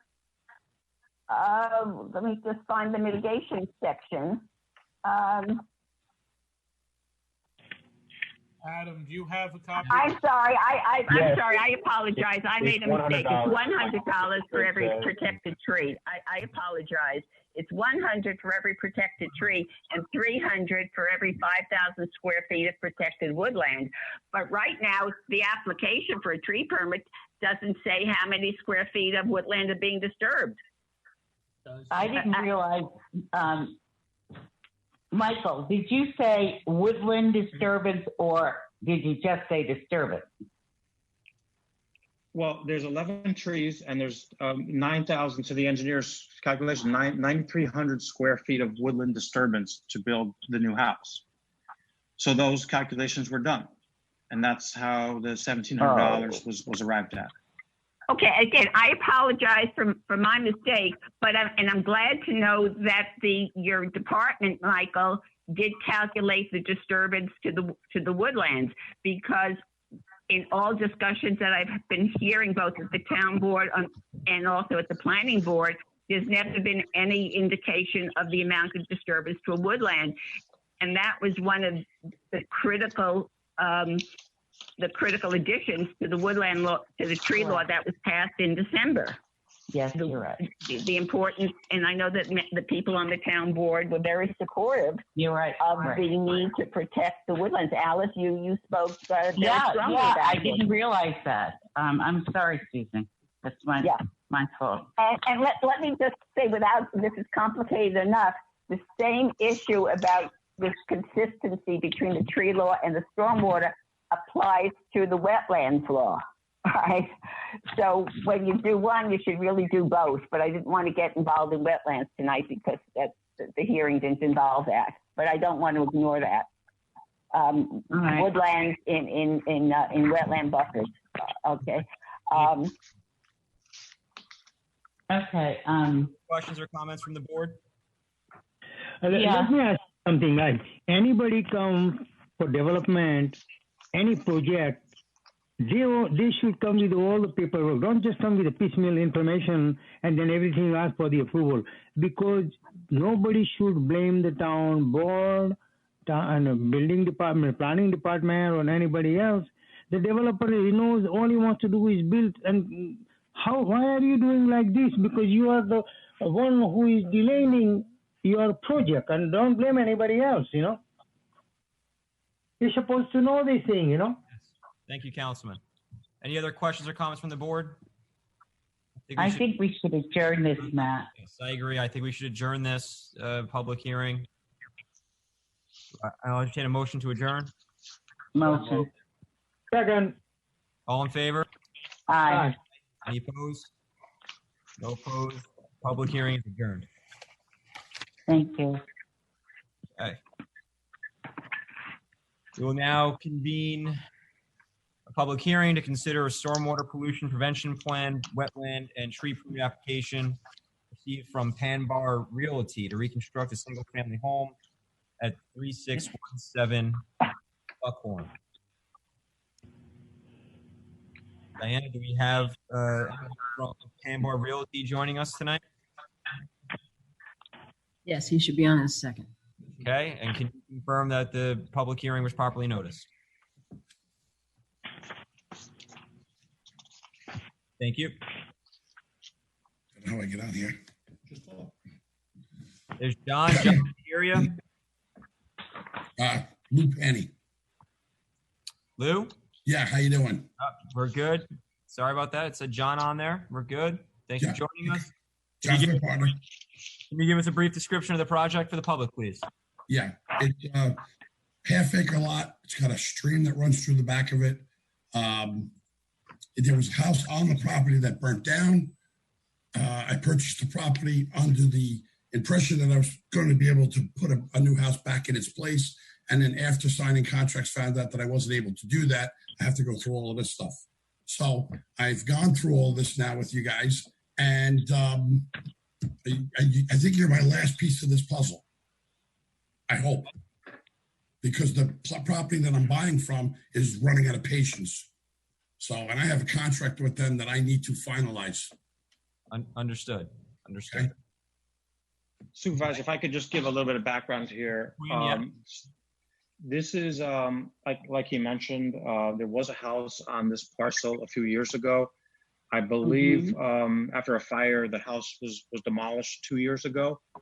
And so they're proposing to build a house very similar in size, 1,700 square feet. So because there's a stream that runs through the rear property, they're required to get a wetland permit. It's a New York State regulated, DEC regulated water course. So they're also required to get a DEC wetland permit. That's what makes this a town board action. So in order to move the project forward, they need approval for the wetlands, stormwater management, and tree removal. And I know I've been working with these guys behind the scenes on the technical reviews. All of our comments have been addressed in the last plan set. So, we were satisfied with the documents as prepared.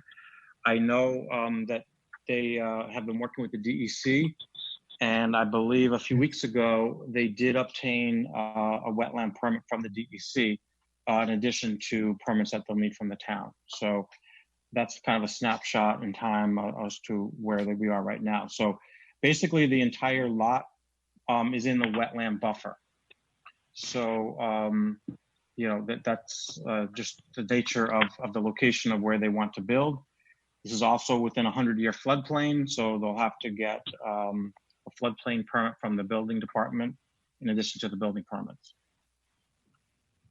John Trader, any insight you want to provide?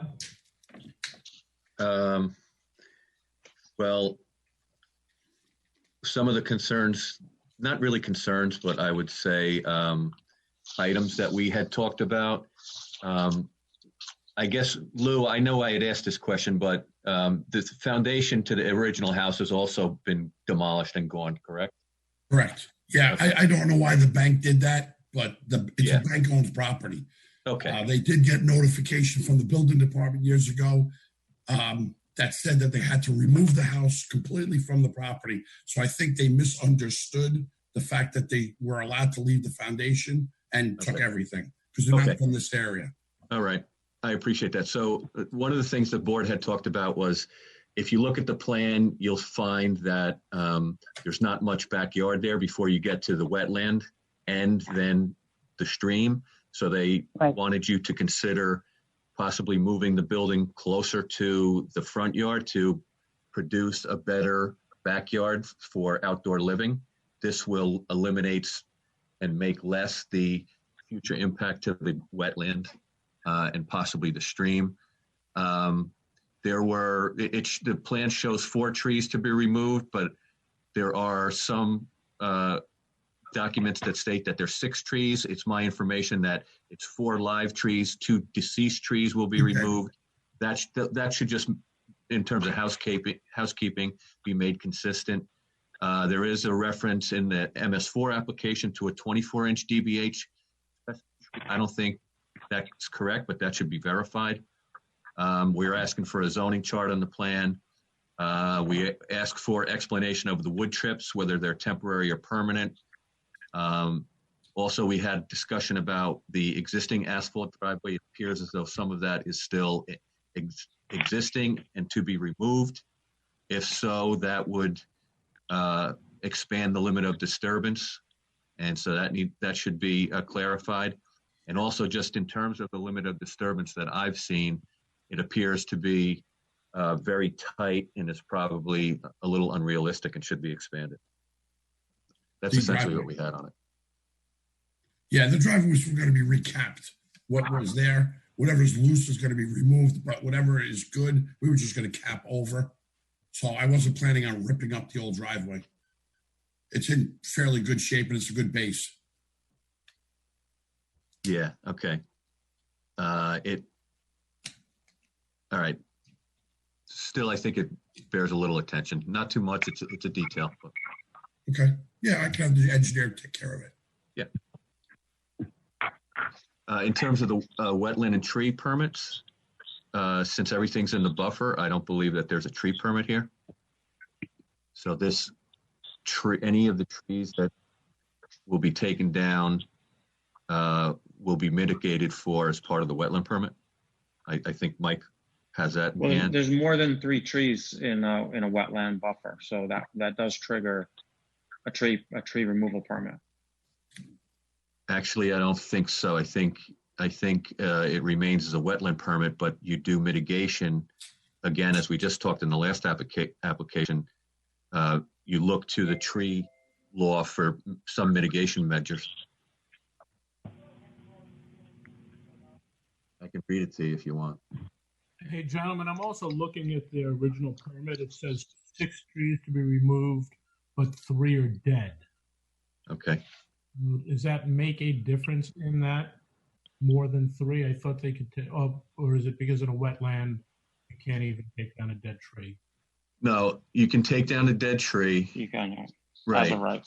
Right. So let me just read to you in a protected woodland, in a wetland or wetland buffer, and therefore requires a permit under that law, mitigation for woodland disturbance is required. However, mitigation measures as detailed in 270-10 may be used as mitigation with required mitigation under Chapter 178. So that's in permits not required.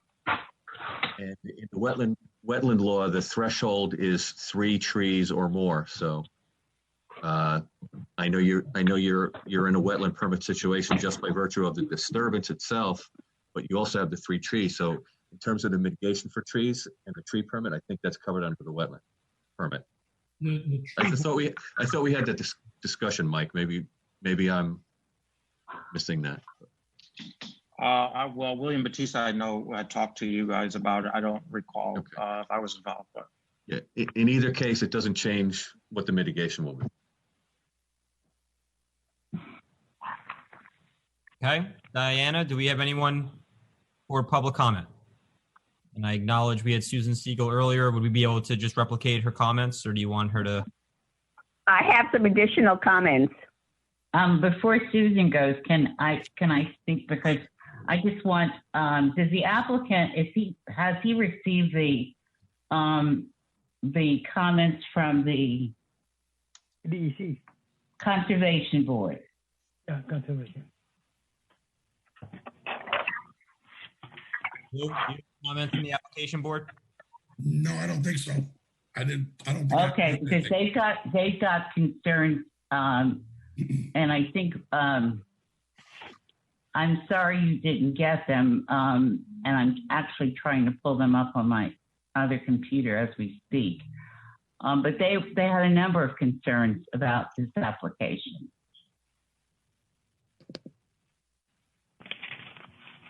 think the Tree Conservation Advisory Commission, that based on our review of the documents provided and viewing of the project site from the street, we conclude that the tree removal permit is not required.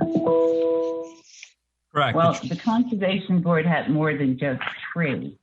Yeah, here's the Conservation Board's memo. I have it right here. Have it not, You want me to read it for you? So their points are as follows, Lou. The entire development is in the wetland buffer. Mitigation is required and should be detailed on the plans. The area of disturbance is not clearly marked on the plans. Detailed plans for treatment of water from the house drain should be indicated. As shown, the house drain is emptying directly into the wetland, which is not acceptable. The removal of trees of significant size warrants mitigation under the tree ordinance. No mitigation is shown. The stream bordering the back edge of the property should be protected. Planting native shrubs and perennials as the buffer along the riparian corridor would be beneficial. Those are their points from their memo dated May 18th. Pretty sure most of that stuff was addressed in the latest plan that Mike had with his memo. So I know that. Would you give them a copy? That is the plans that I reviewed are the ones that were referred out to every department. So that is the plan set that they've based their plans on their comments. So Mike, these comments are already addressed? No, these comments are based on the latest plan set. Okay, so they would have to address the Conservation Board's comments. That's our point, right? Yes, that's correct. Those are recommendations. I understand the recommendations, but they haven't addressed them in what's on file. I'm sorry, I thought the leaders were removed. I thought Mike had asked us to do something with the leader trains a while ago. I'm not sure if that was actually addressed because we never really got back to another meeting to get a final on that. Well, I could review that comment with the board secretary, but the comment stands. But I agree that you did pull it back, so I'm not exactly sure why that comment might conflict with what the plans showed. Well, I think that's why the applicant should be before the Conservation Board as well. That's why we referred it out to them. The other point to make it even more, the Conservation Board memo that's conflicting with the tree memo, whether or not a tree removal permit is required. Any thoughts on that from Mike? I actually, when I took a closer reading of the Conservation Board, they don't mention a tree permit. They just say that the trees being removed will require tree mitigation. So, correct. Under the tree ordinance, which is what you were saying before, correct? Is you're basically just going to take the measures listed in the tree law for the mitigation purposes? Yeah. Okay. So I don't know what their true meaning was, but as written, I don't think it's inconsistent with the tree committee.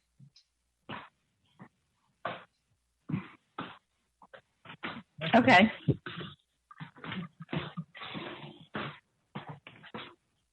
Okay. Public comment. We have Susan Siegel. Okay, thank you for, let me just, the issue, again, as I mentioned in the previous hearing, the distinction between removing trees and disturbing woodlands.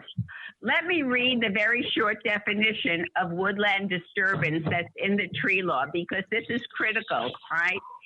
Any activity which alters the existing structure of a protected woodland. Alterations include the following: cutting or removal of any canopy trees, understory shrubs, herbaceous woodland ground cover, and the removal of humus and dust. Remember, Alice, all the discussions about humus and dust last year? Okay. I do. So that's why there could be woodland disturbance without removing any trees or a certain number of trees. Now, again, going back to the streamlining of the permits and when a tree permit is or is not required. I think John said that based on the wetlands law, the number of trees removed automatically require a tree permit. But there's also the issue of mitigation for the disturbance to a protected woodland when that woodland is in the wetland or wetland buffer. And that's section 270-5K, all right? And so I'd like to ask Michael, since I'm not familiar with this property at all, was there any disturbance to the woodland, okay, in the buffer zone? Again, not counting just removal of trees, but all of the other factors that disturb a woodland. And this is where the basic tree permit application needs to be modified so that the applicant has to identify to what extent he is disturbing, the woodland. Again, I think the Conservation Board memo raises lots of points. Clearly, this application needs more review, and this is another hearing that needs to be adjourned pending more review, but also the adoption of the amendments to the wetlands law and to the stormwater law to make it consistent with the tree law. They all go together. Thank you. Thank you. To get a point. Supervisor, if I can add. The property's grass. It's a lawn. It's cut every week. And it's not woodland. It's not a woodland. It's a grass lawn with 3 trees on it to be taken down. And there's a sewer and water line into the property because there was a house there. This is not a normal situation of a new house being built. New house goes into woods, cuts down trees, builds a whole house. This was a house. There was one there. Thank you, Lou. I'm just raising the question of whether it is a woodland. I don't know, not knowing the property. I'm just asking the question. Right. And it needs to be addressed. Lou provided you an... Based on the definition, Supervisor, it's not a woodland. Okay. Yeah. It is not a woodland. Okay, thank you. Very good. Any other public comment? Diane, any other public comment? None that I have. Okay. Any other comments from the board?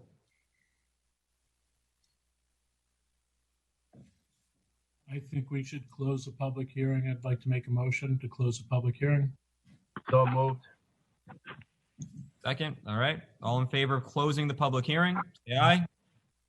Aye. Aye. Thank you. Any opposed? Any abstained? Okay. Public hearing is closed. We will continue on with our agenda. Lou, thank you for joining us. Thank you. Have a nice night. You too. You, John, have a good night. Okay, we're going to move over to courtesy of the floor. We'll go back to our town and Aquas. Do we have anybody signed up for courtesy of the floor? Susan, do you want to speak at courtesy of the floor?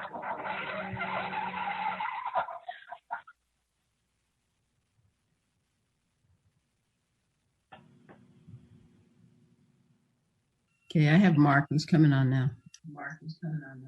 Okay. Good evening, everybody. Good evening, Mark. It's Mark Lieberman, 22-year resident of Yorktown.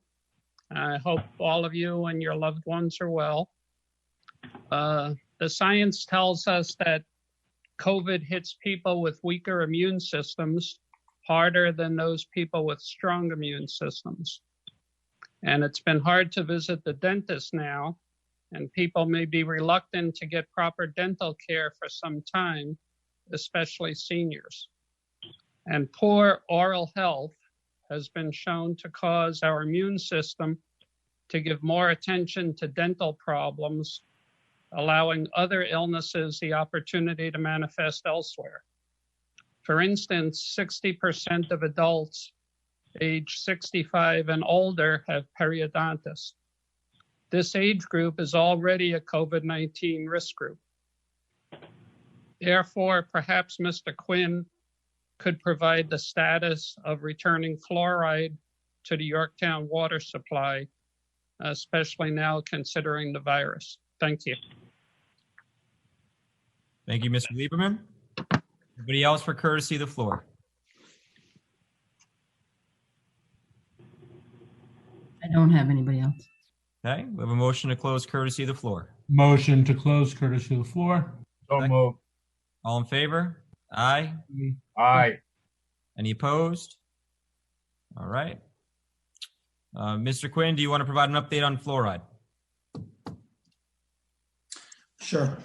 So we're working, the contractors that have notified the town that they're not going to proceed with the work during this New York on pause due to work labor. I guess their workforce, they don't have a full force. So we're currently working on the paperwork behind the scenes. We have to get a MWBE program approved by the state. So we have been, I was actually working with them today on that matter. So we expect in the next week to have the final approvals from them.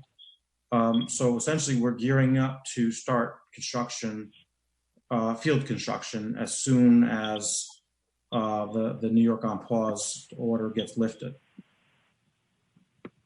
Now, one other thing I want to mention is that the grant has an expiration date currently of May 31st, 2020. So we have contacted the state. We actually had an extension in the past because there's a long cycle and get going through all the bid process.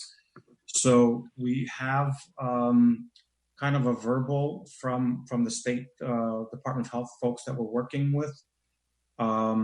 They're still working on the documentation, if you will, and we basically must get that documentation. So I actually was just reaching out to them this week to get the latest update. So again, in the next 2 weeks, I would expect that we'll have all of our MWBE approved, and we'll get this extension. It would be a 1-year extension to continue the project. You say we kind of have a verbal. Does that mean we have a verbal? We have a verbal. I mean, we have the folks that the health department folks have authorized it. They said they had to go back to the state. I think the reason is, I believe, the fiscal year. Like they have to bring it beyond into the next fiscal year, and I guess that just required a few maneuvers that they were working on. So we're understanding that this will be done. It just hasn't been done yet. And as a reminder to the public, this was approved at the end of last year. Correct, Mr. Quinn? That's correct. Very good. Any other comments from the board regarding courtesy of the floor? Otherwise, we'll switch over to our work session agenda. Mike, just keep us posted almost weekly on this so that we can make concerted efforts on how we're going to pay for this if indeed the grant does not come through, or if we're not going to pay for it and not move on. I mean, quite frankly, if the grant does go south. It's a reimbursable grant, correct, Mr. Quinn?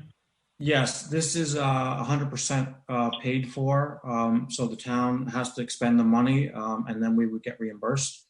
We can file reimbursement requests every 30 days. So that's our plan, but I will certainly give the town board a weekly update on these final approvals. Michael, my concern is that because of this state shortfall, that we won't get it reimbursed. I don't disagree. And I do think that we probably got to get something in writing from them that, they're going to extend it at least a year or whatever the case may be. I agree. We have to get some kind of guarantee from them, Michael. That was approximately just under $1 million, correct, Mr. Quinn? Yes, our grant was $901,000. And I certainly agree with the board. Technically by the letter of the agreement that the town has signed with the state, any expenses incurred after 5/31/20, potentially would not be reimbursable without an extension. So we certainly understand that this has to be extended. And to Alice's point, I mean, even or when it gets extended, because we have every indication that it will be extended, I think there is a little bit of a concern that, the state, if they're having, financial budget shortfalls, that they may not reimburse as quickly. I can tell you in the past, once we submit a reimbursement request, we've received that reimbursement within 30 days. So right now we've been billing them quarterly. The cost that we've incurred, we really haven't been billed by the contractors yet because they're only working on the paperwork. But we have a consultant, Arcadis, that's been working on the project. So, we got the bills that we get and we pay them, we file for reimbursements. So we have been reimbursed in a very timely manner to date, but we're certainly concerned that may change in the future. Yeah. Is it possible to get anyone who we owe money to now to submit their bills and for you to get them paid and then submit them to Albany prior to May 30th? Well, yeah, we could. Yes, that's a great point, Alice. We will definitely do that. But as far as like getting reimbursement, when we file for reimbursement, we work with the finance department, Pat Caparelli and her staff, because we have to include paid receipts. So one of the conditions of our grant, we have to pay the money. We have to show that their checks are cashed or the electronic deposits have gone through in order to file for reimbursement. Very good. I'm sure if you work with Pat, she could help. She could help with this. My concern is that if they stick to the letter of the law, which is May 30th, 2020, and we come in June, let's say June 4th, and they say no. Need the extension, and then that's the bottom line. We also have, I think last year, previous board approved, I think it was roughly $150,000, Mike, on top of that. Mm-hmm. So yes. What happens to that project if this reimbursement goes away? I'm sorry? What happens to the project, the $150,000 retrofitting project, if the reimbursable grant goes away? We no longer need the retrofit done, correct? Yes. Have we already paid for the retrofit? The $150,000, no, we have not expended that money. Okay. Well, then you're gonna keep us posted on this. Yes, I will. All right. Very good. Moving on to our work session agenda, we have members of the Reboot Yorktown Task Force joining us. Happy to have Bob Giordano of the YSBA. I see we've got Liz and Jeff. How are you guys doing? Very good. Val. We have Sergio Esposito, president of the Yorktown Chamber. Liz and Jeff and Val are part of the Thompson and Bender team town brought on at the end of last year. Thrilled to have everybody with us tonight. Thank you for joining us. Glad to be here. Great. And I'll never cut another tree. Yeah, no.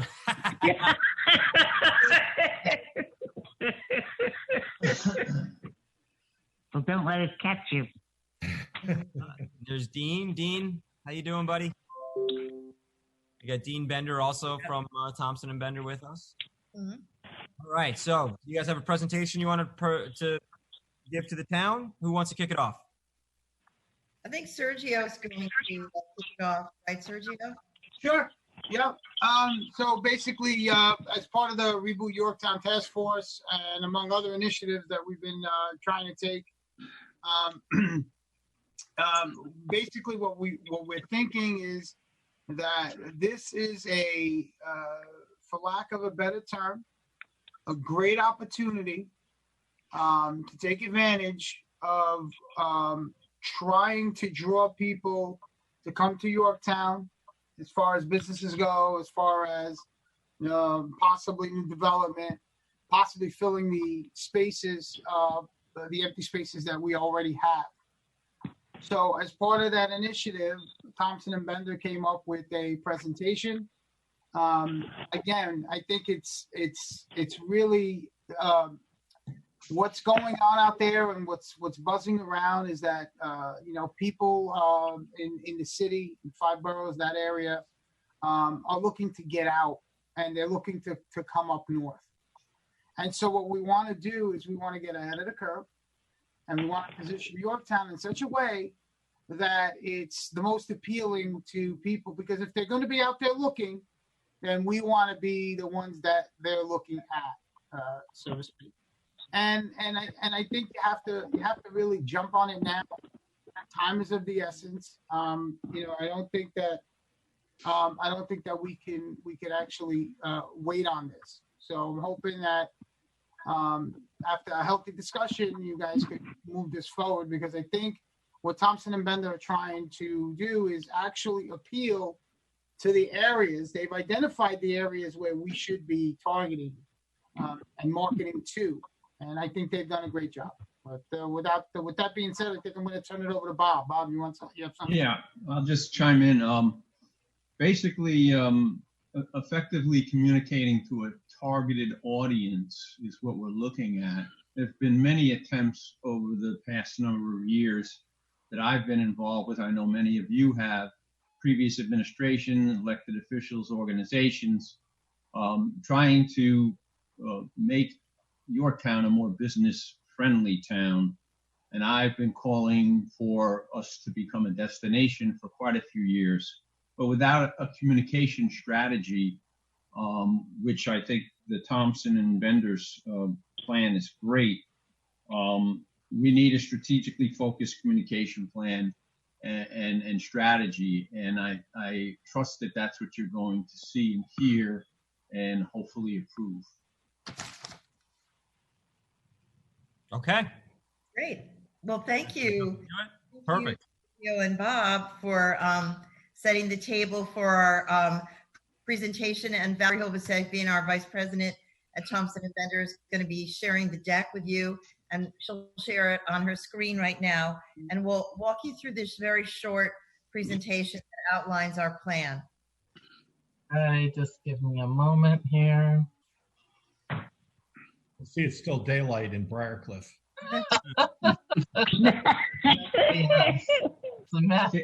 Can't you guys get her an inside office? I know, really, the poor woman. So, thanks, Val. So this is about rebooting Yorktown, and our message is we're open for business. And this is our outline of our communications plan that we want to present to you. Our goal is clearly to position Yorktown as a place that is open for business. And you streamline the process to help businesses be effective and relocate to Yorktown. Our target audience are business owners and executives who live in Westchester and are looking for satellite offices from their workplaces in New York City, all the 5 boroughs. We're also targeting real estate developers here in Westchester and those that are regional. And we're also targeting commercial real estate brokers who represent those real estate developers and are looking for desirable sites. Our geography, our geo-target is New York City, as I mentioned, the 5 boroughs, as well as Westchester County. And I'll just reference here for a minute.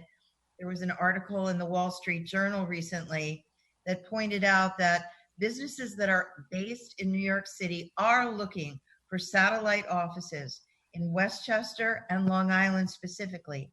And that's because they realize that so many of their employees are based in Westchester County.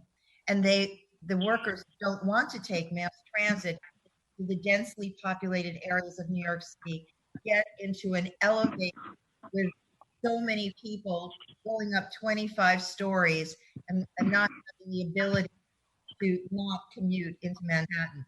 So we want to, as Sergio and Bob said, take advantage of this opportunity. And just FYI, this has been confirmed to us by one of the largest commercial real estate owners in Westchester County, Tim Jones, who's the president of the Robert Martin Company. And he just told me on Friday that he's seen an influx of inquiries about people looking for satellite offices and relocating. So we know the time is right. The timing of the campaign we're going to present to you is basically mid-June, when we're hoping the governor will give us the green light to open. We want to be teed up, as Sergio and Bob said, and be ready to hit the ground running. And then we'd run the campaign for 3 consecutive months to mid-September. So with that overview, Valerie's going to share with you now the communication strategy that we've outlined. First, our message is to communicate that Yorktown has streamlined the municipal approval process to make it easier for businesses to get approvals when they relocate here. Things like offering shovel-ready sites with zoning in place and development locations that have pre-approved zoning in key locations throughout the town. And the fact that you're waiving fees through the end of 2020. And I have to say, it was so impressive to see the Reboot Yorktown press conference we held last week when the town talked about how they were waiving the permit fee for outdoor businesses to conduct outdoor sidewalk and restaurants. And that was so important, and the media really picked up on that. So I think that's really a very strong message we want to communicate to businesses. The creative strategy would start, we think, with Matt Slater, featuring him on all communications and advertising vehicles. The idea is for Matt to communicate that Yorktown is open for business by saying, you can contact me directly, and I promise I will respond to every inquiry. As far as we know, there's no other supervisor or mayor in Westchester who's ever done that. I think it would be really effective and powerful. So our media strategy is employ digital advertising, social media advertising, blasts, and direct mail. Sal's going to show you an example of what I was referring to for our very successful press conference that we held last week in front of the jewelry store in the Triangle Shopping Mall, where we had News Channel 4 there, NBC, News 12, and a whole bunch of media, and got picked up a lot. Val, yeah, and New York City media. So Val, do you want to share that, or? Share the actual clip? No, it's just an image of it. Okay, great. Okay. Yeah, I didn't want to get into a technical problem. Oh, no, we don't want to do that. But we will get it available to you. We got a lot of good play for down in what we're doing. The next is an example, not of what the actual message would be, but something that would spotlight Matt in a video message, and the message being, make your business move to Yorktown now. We feature his telephone number. We create a landing page with a very special URL that would drive people who click through on these ads directly to the landing page, where we share all the inquiries directly with Matt and the whole town board. And these are some examples of some of the digital ads that might look, how it might look on social media. And you'd see, we talk about the advantages that Yorktown offers to a business. It's smart move, it's accessible, it's affordable, and most of all, it's safe. That we'd have pre-approved and shovel-ready sites, and then the call to action of make your business move to Yorktown. An example of how it might look on a mobile phone, a message from Matt.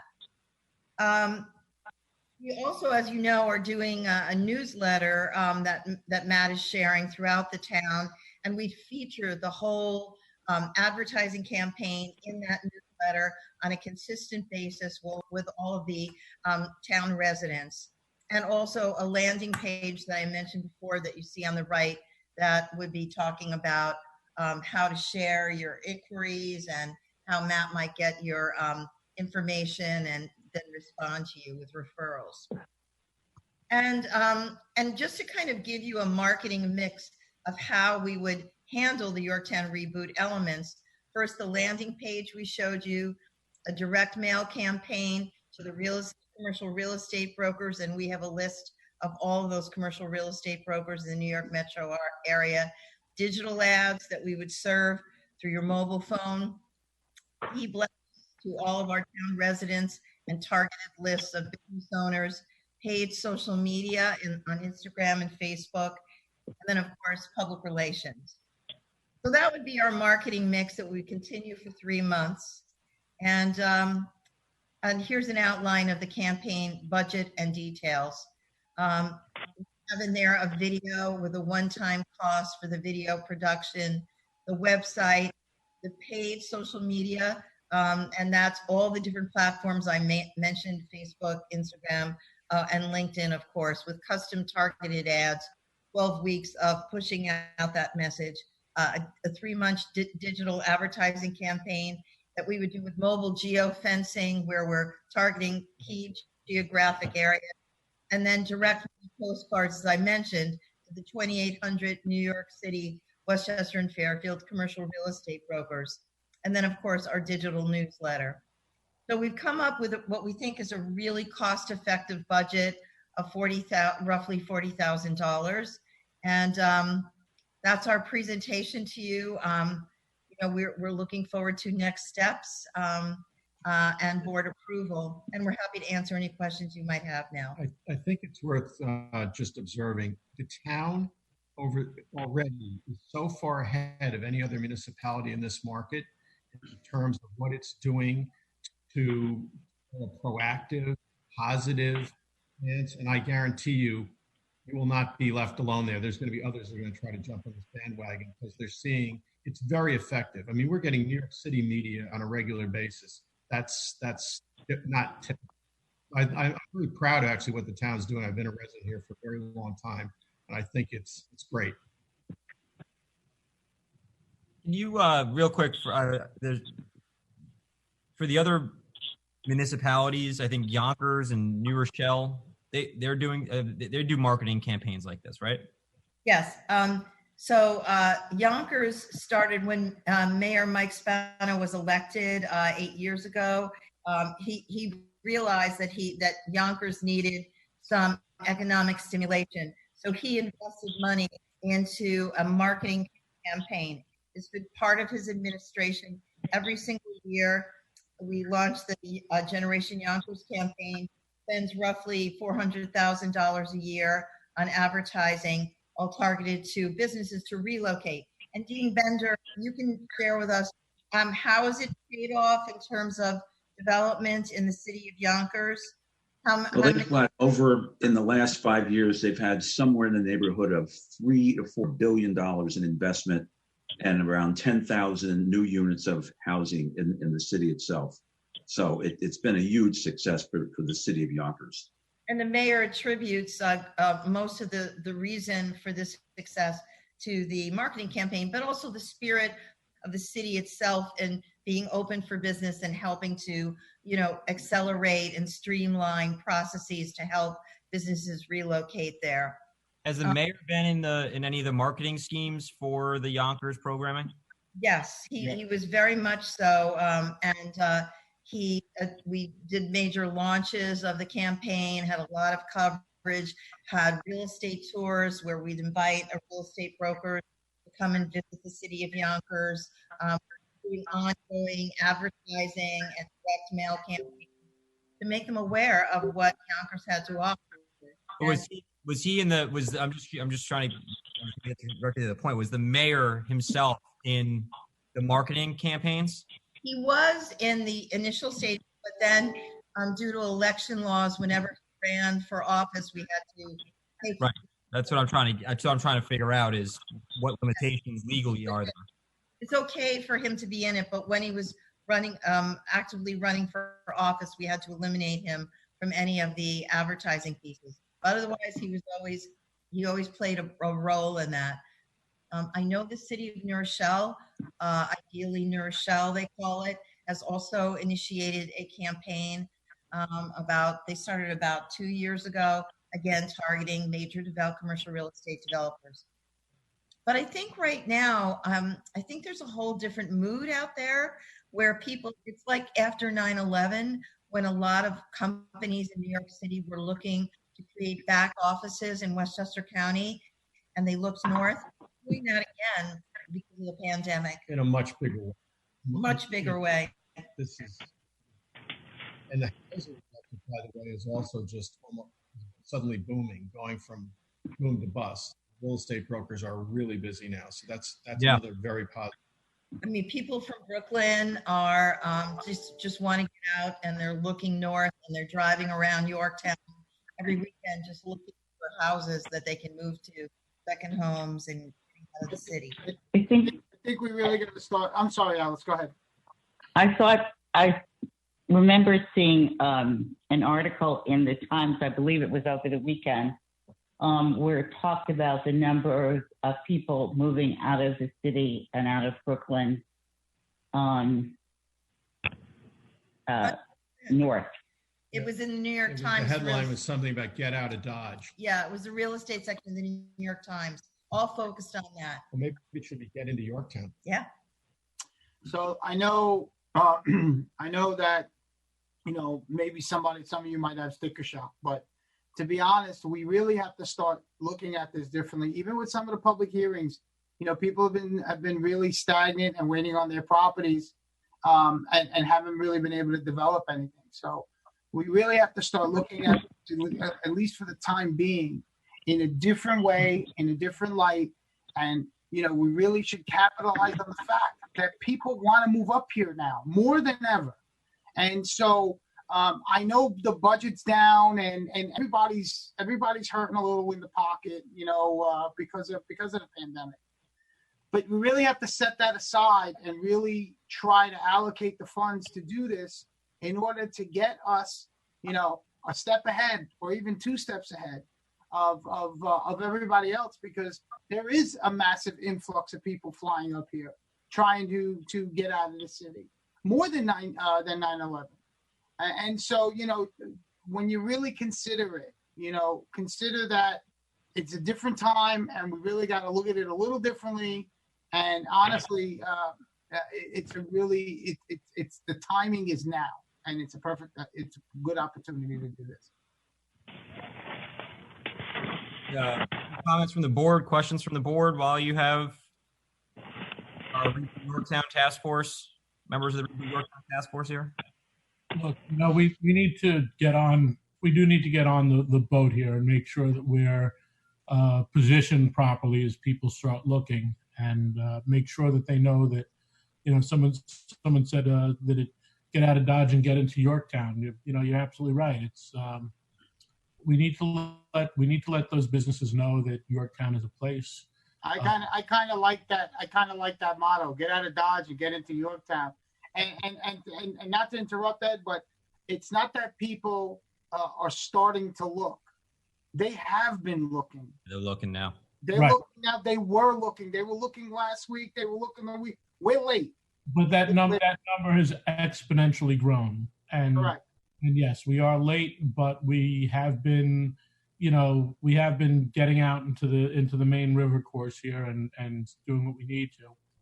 So yeah, I do tend to agree that we need to put our best foot forward, and the dividends that $40,000 could pay back to our town is tremendous. Yeah, I'll just chime in. Chances of being successful in becoming known as a business-friendly town or a destination is directly related to this plan, period. I think that we also have to just check with legal. I'm just flattered about the focus and embarrassed about the awful pictures you guys chose. But I think it goes back. Yeah, but I do think we have to be careful, and this goes back to a conversation that Alice and I had at the beginning of the year with Sergio, with the government access check that we talked about. Right, we wanted to do that open for business kind of TV show. And there was a concern about. We really got to dig in here and just give us the legal foundation. We just got to, it's a great opportunity. It's a great program. We just don't need to, do anything, make any mistakes on it for the town. And I'll tell you, just to plug that, the TV show thing again, that might be a good segue from this to that and have that as well, because that's a pretty simple and pretty inexpensive thing to put in place. It really wasn't that much money to do something like that and really start to showcase all the businesses and the properties. And it wasn't just about businesses, right? It was to showcase all the assets was the primary focus. And I think that's what this is as well. Yes, it's open for business, but we're talking about the assets. We're trying to draw people up here. You bring one decent sized company up here and you let them fill one of the empty buildings. That's what I'm talking about. With office space, because that's what they're looking for. They're looking for office space. There's so much this town. You mentioned the spirit of Yonkers. I challenge the spirit of Yonkers, the spirit of Yorktown. Right. And so I don't necessarily know. So Adam, if you could just dive into this with Jeff and Liz and Dean and their team, just to make sure we understand legally. I just want to make sure that we're very tight on our legal boundaries. Going back to something. Yeah, Matt, I am concerned with you being the face of Yorktown. I don't think that would be appropriate, unfortunately. But I think the plan is I totally am on board. So not to have this derailed, because again, and I'm going to be pushing. Timing is really of the essence, okay? And so the logistics and who's going to be the face of Yorktown, and whether it's going to be one person or we devise a plan to present it in a different way. Those details could be worked out. Yeah, I agree. But we really want to get the funding for it tonight, to be honest. So this way we could start to develop a plan as soon as possible, because the timing is now. I agree. And let me tell you something, a whole bunch of people are going to start following suit.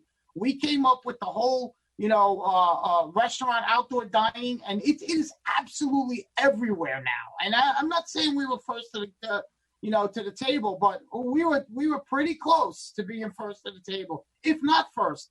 And now it's all over the place. It's across the state. Every state is doing it. They were talking about it in Wisconsin all of a sudden, and so I'm not saying they got it from us, but the timing is now. And if we wait, everybody's going to kind of chime in. We want to be ahead of the curve on it. I'm happy to say I think it's a great idea, especially with the chamber and the YSBA bucking up for this whole thing. Absolutely. Tongue in cheek. I'm just saying. I'm making a joke here. Bucking up. No, you're not talking. What are you talking about? Yeah. Can I put something out there just based on what Alice said about the face of the campaign? It is going to be fairly important. Just out of curiosity, Liz, this is a 6-month outlay that we're looking at. Three. So that keeps us within this year, which from the point of view of the election season is something. I know Adam still has to look into it, but I would like to see, if possible, if you could email the board some of the pieces of Mike Spano and what he did and how that worked. I'd just like to see it, because if you don't have a leadership aspect as a face of a program, there could be issues. Now, it might be able to be the whole board there with it, but I do think there needs to be a leader. And I know Michael, and I don't recall him. I can talk to him, but I don't recall him being the face of the Yonkers government. I know your ads well. When I met you, I told you I knew them well. but I don't recall Michael's face there. It was very much in the beginning where he punctuated every single ad we did, promising that he was there for Yonkers. You know, there's that old line, I think it was Harry Truman or someone, the president who said the buck stops here. And, you know, he had that on his desk. And I think what would resonate with people is that they don't have to go through a complicated process. That, hey, I'm here, I'm answering every inquiry I get. I promise you, you'll get an answer from me. And they don't want to get lost in a government bureaucracy. They want to get there, they want to get there fast, they want to make a move and not have to go through a lot of red tape. So that was the thinking. And I think it would really stand out and be different because it's the way to get in the door. You know, the problem with Yorktown and most of northern Westchester, if not the whole county, is it has a reputation of being very slow, approval processes, very expensive, very dragged out. And basically the attitude is we really don't want you here, but if you insist, we'll process your application.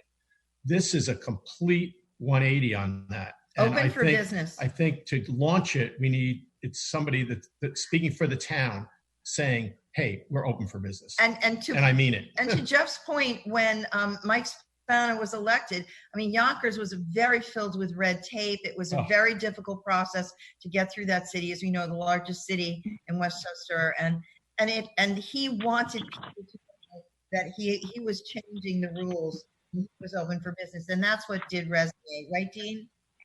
Yeah, and you know what? The other thing is there are a lot of governors in states throughout the United States that have become spokesmen for their economic development projects. So I think that's pretty commonplace. You see ads all the time from governors of Massachusetts or Rhode Island or down south in Texas, and they use the governor as their spokesperson. Yeah. So that was the thinking behind it, just advertising technique. It's to launch it. Just to launch it. Like I said, I don't want us to all get into the weeds on this. I mean, yeah. I think at this point, I think we have the vision. We have some, a plan in place, open for business. That Yorktown's here. We're streamlining the approval processes. You could even include, and allude to not just businesses, but, even if you want to live here, I mean, you could, there's a way to absolutely. Yeah, 100%. Absolutely. And you could, and so, but not to get into the weeds about who's the spokesperson. Maybe you could do something that you guys could all discuss that privately, but maybe you could do something that, you get interviewed and everybody from the town board has a 5-second blurb and says, you know what I mean? And that's included. I don't know. I mean, I like the idea of having a single person, but if that's not a likelihood, maybe for the first round it is, and whatever, the idea right now, and really the most important thing is to get this through. So this way we could start discussing this, because as you could see, it's not going to be this cut and dry. Okay, here's our plan. Boom, boom, boom. There's some things that we need to iron out, some details we need to iron out. Can you talk about the metrics? Yes, and that's super important. Thank you for bringing it up, Matt.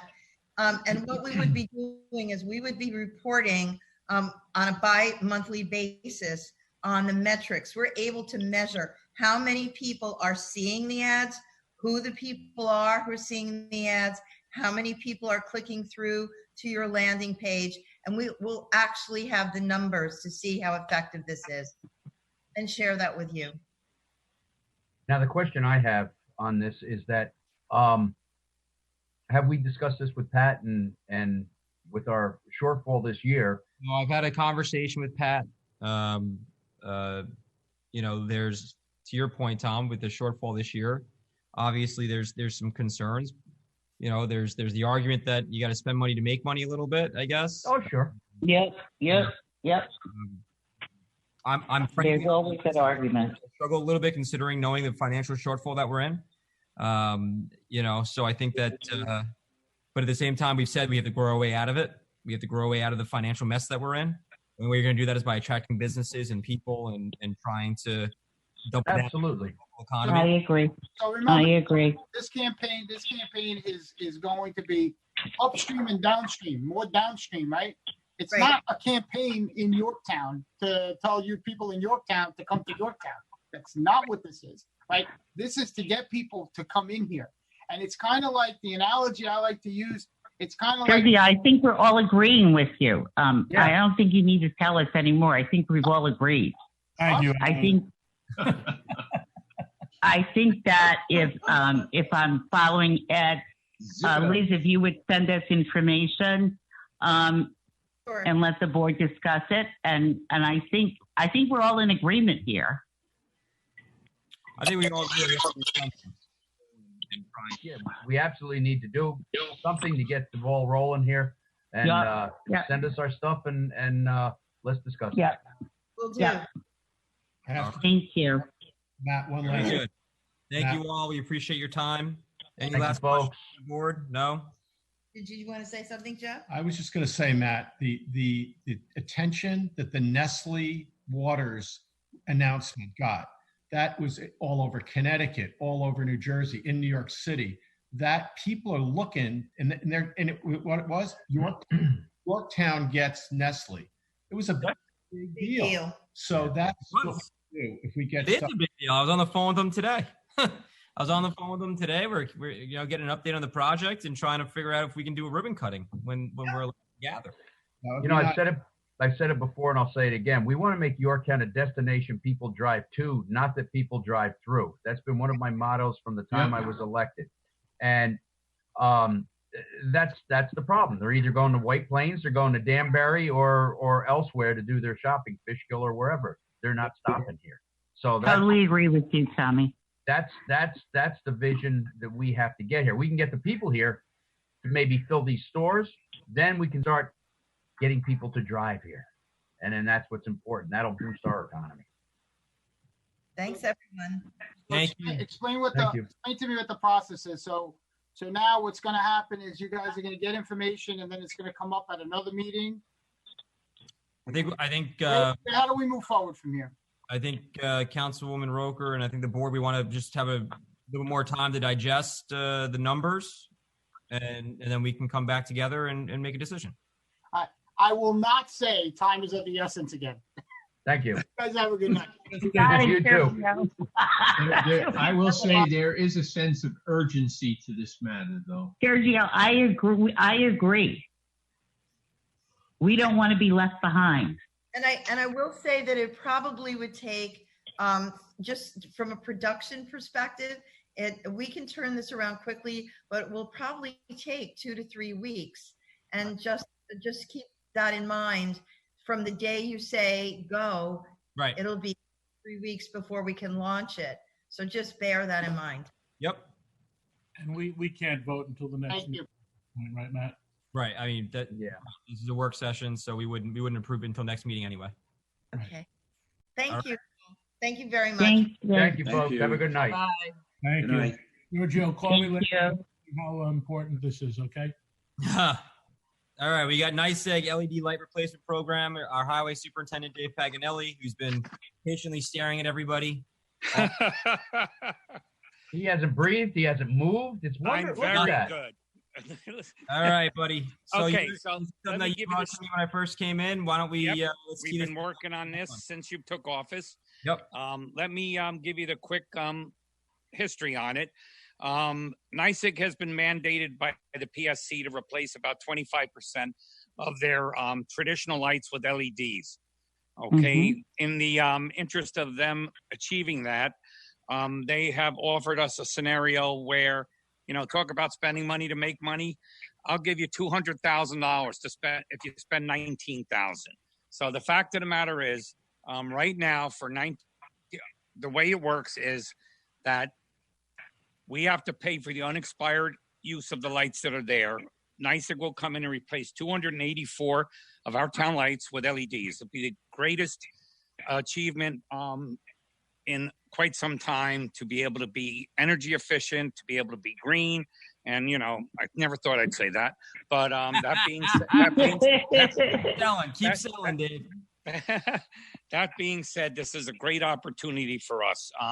Initially, I actually misinterpreted the savings because the savings were $25,051 but that was only for 8 months.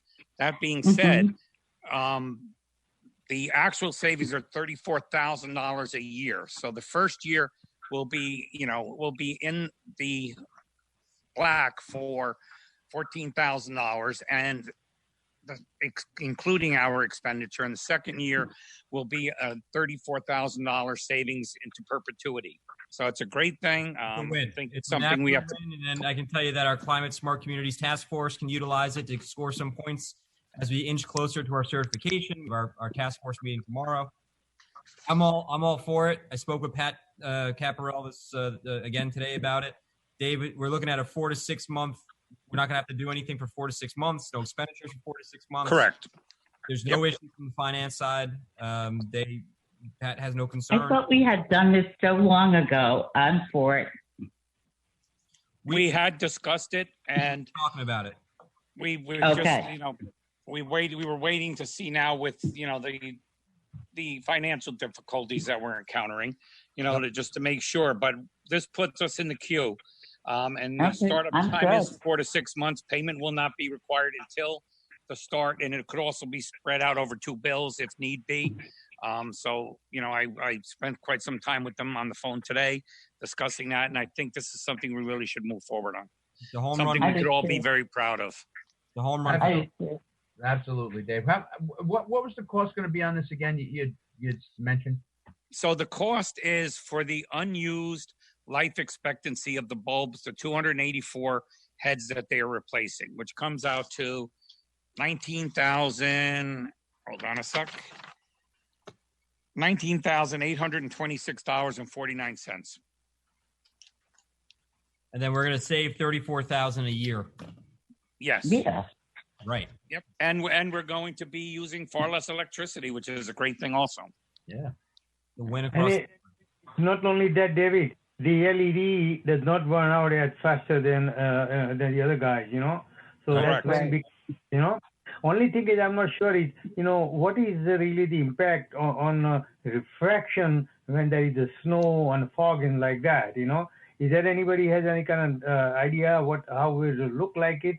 Because the fog lights are different than regular light, I don't know what wavelength of the light will come out of that. That's another thing I need to know, Correct. I can get that information. I had gone over to a location they had recommended to me across the river in Nyack to look at 2 different lights, a 3000K and a 4000K. The 3000K being a little more yellow and the 4000K being a sort of white-blue light. We kind of thought that the 3000K would be more appropriate since some of these lights are located in residential neighborhoods.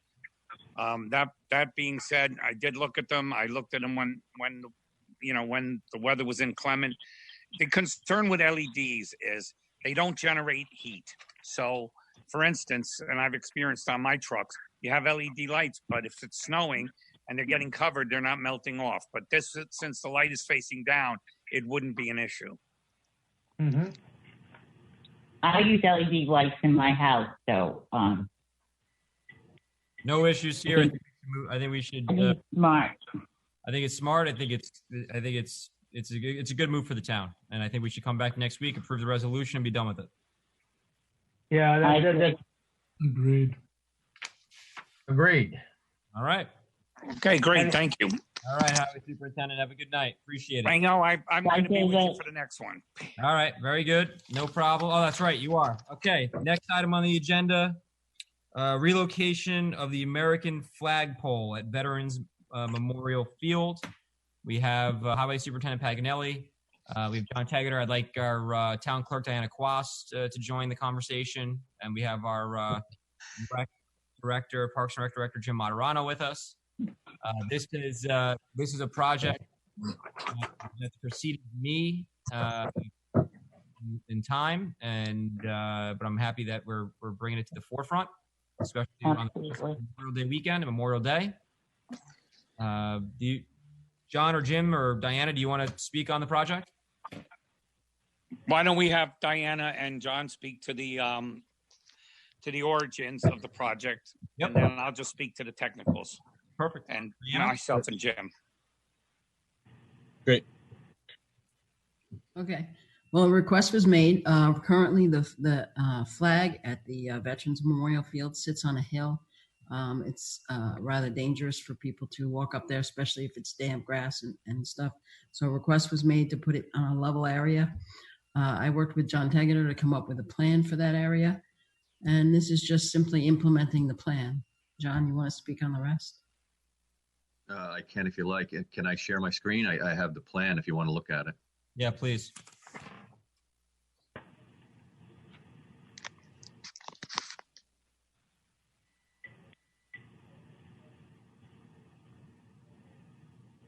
Can you see that? Yep, got it. Yeah. Okay. Oh, that's cool. So this is, if you can see my cursor, this is Veterans Road. This is Maple Hill going this way. And this is the American Legion parking lot. This is the American Legion, their honor area with the bricks and their own flagpole.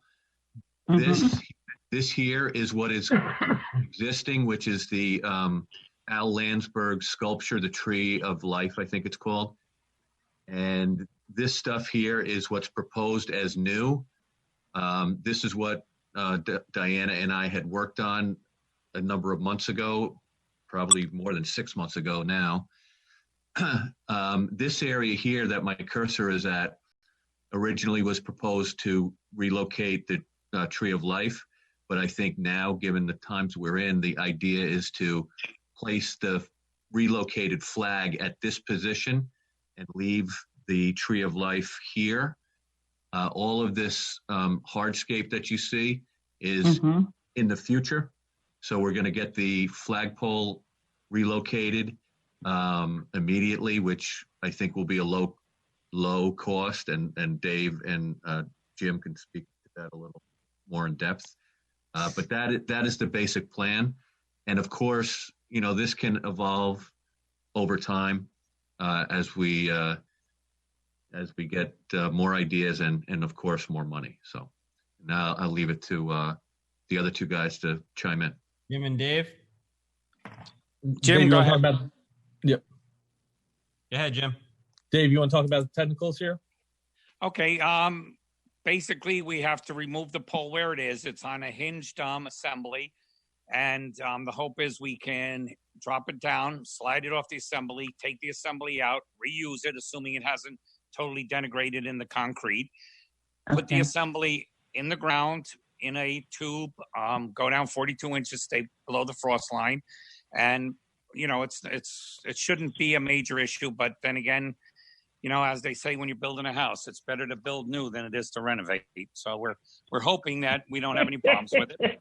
You know, until we take it out, we don't know. If we like with the menorah, if we had a brand new piece of equipment and we were using that, it's a relatively simple thing. John Tegeter, you know, and I worked together with the Patriot Park, and that was 7 flagpoles, but they were all new. So yeah, I don't see it as a big deal.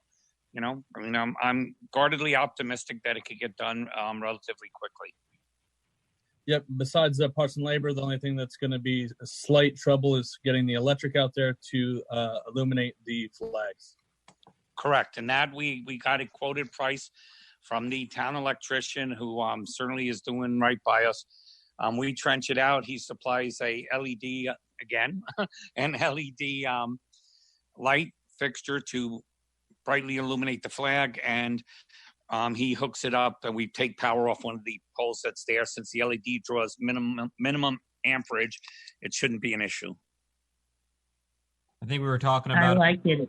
It's called Veterans Memorial Field. I like it. Yep. And I think we were looking at somewhere around $700 to $900 all in for the light, and the rest is minimal nickel and dime stuff. And Alice, to your point, this is Veterans Memorial Field, and this is the flagpole that the Legion does their flag raising. So there's a safety concern because you do have members of our Legion, as Diana said, on a sloped hill.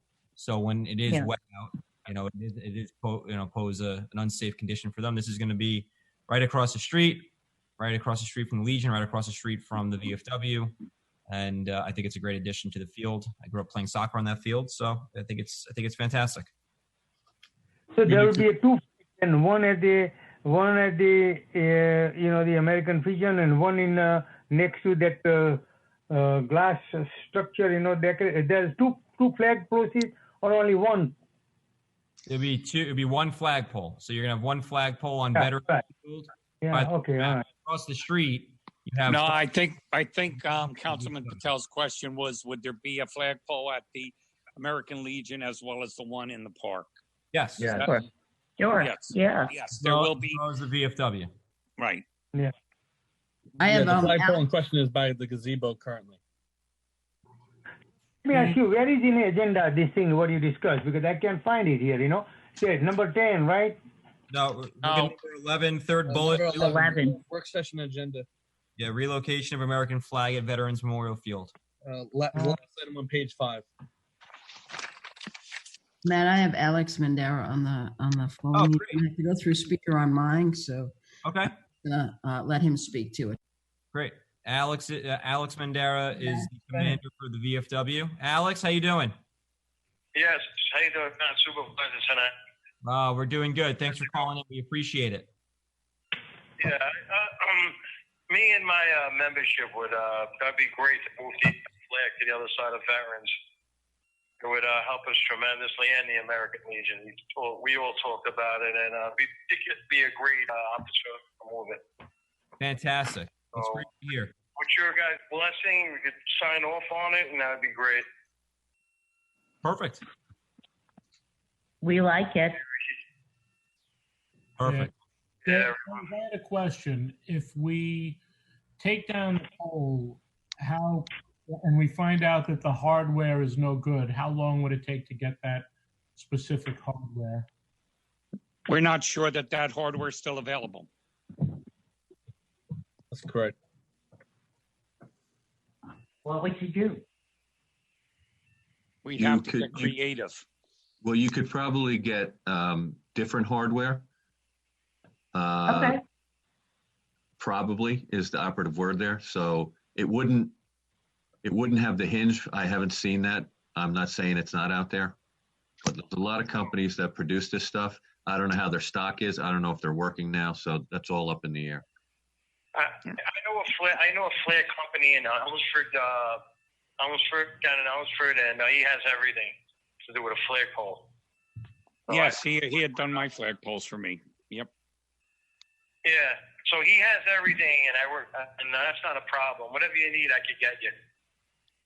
Yeah, I figure once we drop, if we're able to use the hinge, drop the flag, pull it off, and then start breaking up the concrete that it's set in, we'll be able to see how much deterioration is below the hinge. The hinge itself seems to be in relatively good shape. In worst case Yeah, scenario, I figure we have my welder, who's a miracle worker, have him weld on whatever might have been rusted away.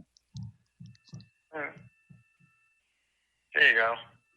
Sounds good. And I know, actually, Jim talking about how good he is with doing some work. So I've heard him extolled all over town. Thank you. I'll take credit for him. Let's give him a shout out because he doesn't get shouted out a lot. Dave Nickisher is probably the finest welder in Yorktown. So that being Let's said, shout it out for we're him. grateful Here, to here. have him on our team. There you go. Yes, we are. All right. All very right, I'm good. Thank you. All right. Good. Perfect. Thanks, all. We're going to move over to Margaret Gaspering, and we're going to talk about some of the workplace safety upgrades that we're getting done here at Town Hall. Sure. We have John Landy with us, our building inspector, by any chance? No. I think we have Margaret, though. She's muted, but she's looking like she's there.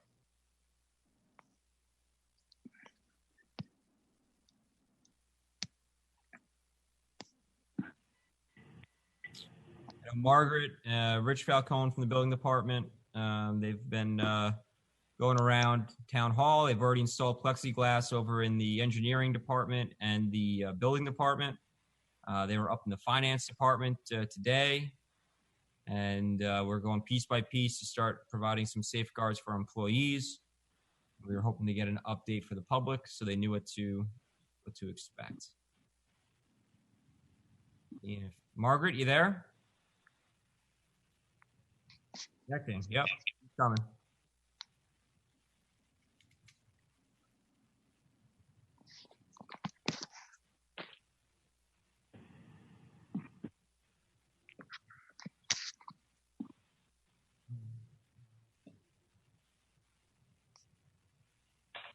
Margaret, you with us? Not quite. We can move on to the next. Oh, Margaret. Hi, Margaret. Sure. Margaret is here, actually. It's late. Why are... Margaret is actually in the town boardroom with me. So I'm going to turn this. I couldn't get it to work. She couldn't get it to work. It was funny. I heard someone galloping up the stairs. That was me. And it was Margaret. Okay. All right. Good evening, folks. Sorry for my not knowing this technology. Okay. But yes, as Supervisor Slater had stated, we have started to retrofit Town Hall. We'll be retrofitting all public service buildings, Parks and Recs, Library, PD, Town Court, the Albert A. Capolini Community and Cultural Center, specifically Section 8 in nutrition. It's not just only retrofitting them, but it's with plexiglass between when we have the residents starting coming back in, but also for employees who can't socially distance the 6 feet. Correct. So what's going to be happening, as everyone knows, March 13th started employee testing with scan thermometers. We're going to be continuing doing that. We have the resident vendors coming in the buildings as well. So that's relatively easy. It's 2 inches away. I've got green, 97.4. We got green, we've got orange. You're able to enter the building. We've got red. We get to send you back home, immediately call your doctor and get to see your doctor. Okay. People are going to see signage into the buildings before we will let them in. They'll have stop, face mask required. Okay. So they can have a face mask like this, or they can have a cloth mask that covers their nose and mouth. They will not be able to enter the building without a mask. I'm specifically going to talk about Town Hall, so I can show you some of the things that are happening. Only Town Hall front entrance will be allowed for employees and residents to come through. Downstairs 2 rear doors will be locked. They will be used for exits, but they will not be used for entrances. Okay. They'll also be posted so how to wear a face mask and how not to. Again, they'll be required to do a body check, temperature scan of their forehead. And this will be happening to all buildings where for employees and any residents or vendors are coming in. There'll also be signage to practice the social distancing around all the buildings. All around the buildings, another thanking them for practicing their social distancing. Here in Town Hall, because you cannot have the social distancing when you're going up and down the stairs, we'll have one-way signs for going downstairs and signs for going upstairs. Okay, we will have a greeter at the front door who will be using a walkie-talkie specifically to communicate with the engineering department and our building department. Reason being is when we let them come in and have them go down the stairs, we can't have a bottleneck of people. So we have to make sure we're in communication constantly as we're sending people in. Here in the lobby, that greeter can see the people from the tax office, town clerk's office, and the assessors coming in and out. We also have more information that will be posted throughout the building about COVID-19, things that they should already know about, but just in case they don't. Each one of the restrooms will have the 7 steps to washing hands to remind people when they're using the public restrooms in our buildings, what they need to do. We also have that not only signage on the walls and doors, but these are decals that are going to be mapped onto the floors. So there'll be arrows, there'll be social distancing and social where to stand. Give you an example. This is, and I don't know if you can see this. This is downstairs, our building department. So if you can see here in the bottom, there's 2 of the orange circles that are 6 feet social distancing. There's plexiglass that's up here to protect not only our workers, but for the vendors and residents that are coming in to see the building department. Sure. Here is another look, so where you can actually see the plexiglass. Okay, now you can see one of the red sign, you have a blue decal back here. This is all 6 feet. So when somebody leaves one of these 2 decals, the one in the blue moves up to the one that was moved away. Then they move, when they leave, will be 2 other slots in the hall. Another person knows to come in. And there have to be constant communication with the greeter to make certain that not too many people are coming in, so we are able to keep our social distancing. When the greeter is here, they cannot let everybody in at the same time. We just got to remind people to keep their social distancing when they're outside the building as well before we're able to.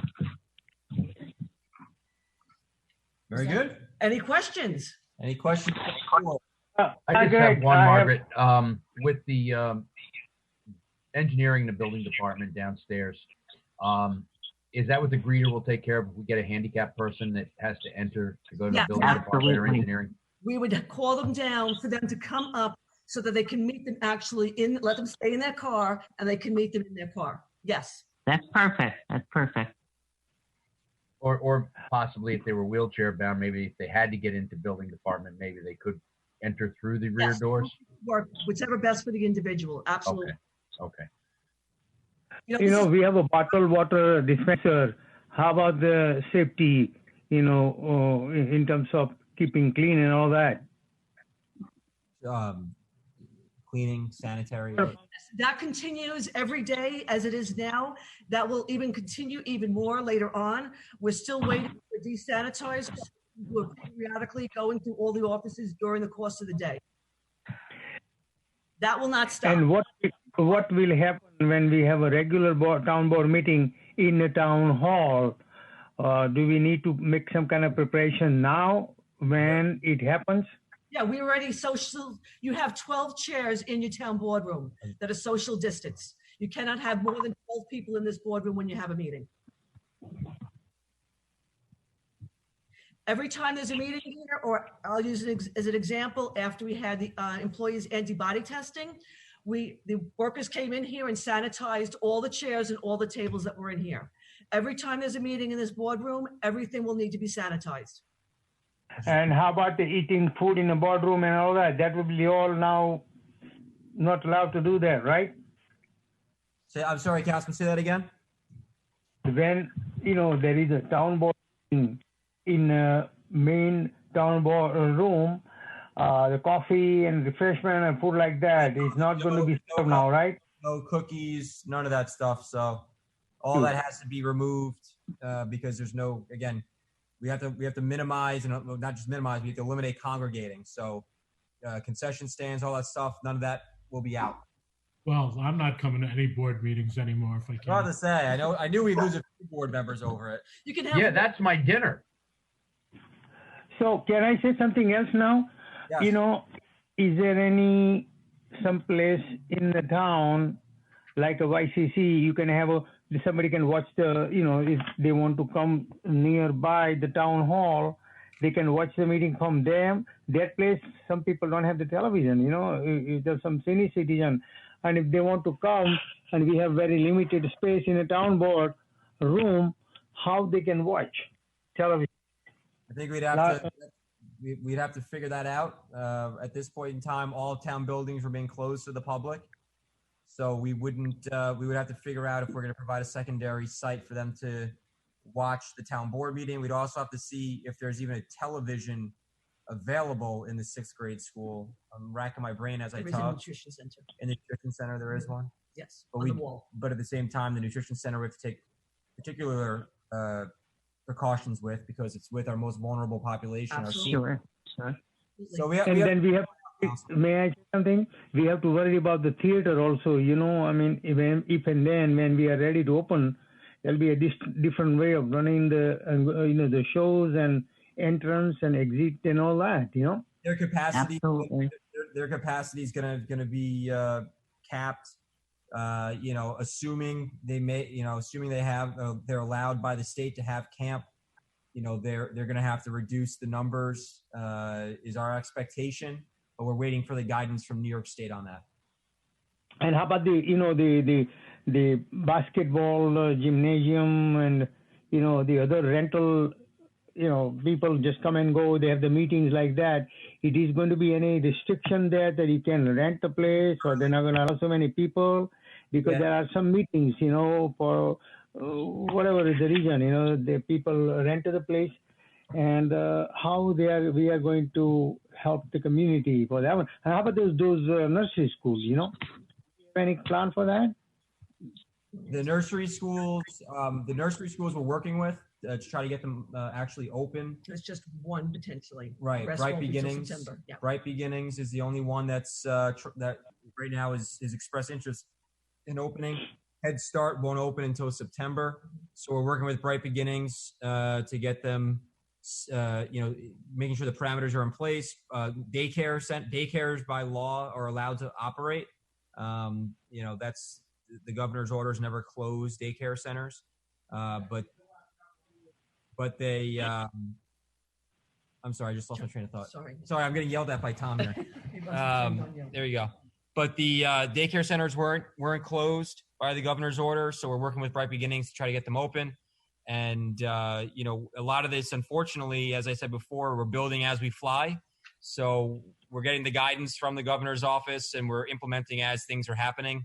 Obviously, a frustrating scenario in some aspects, but it's for the health and well-being of our residents, and that's the number one priority. If I could add to that, Supervisor Slater, right now we are looking at something that's extremely fluid.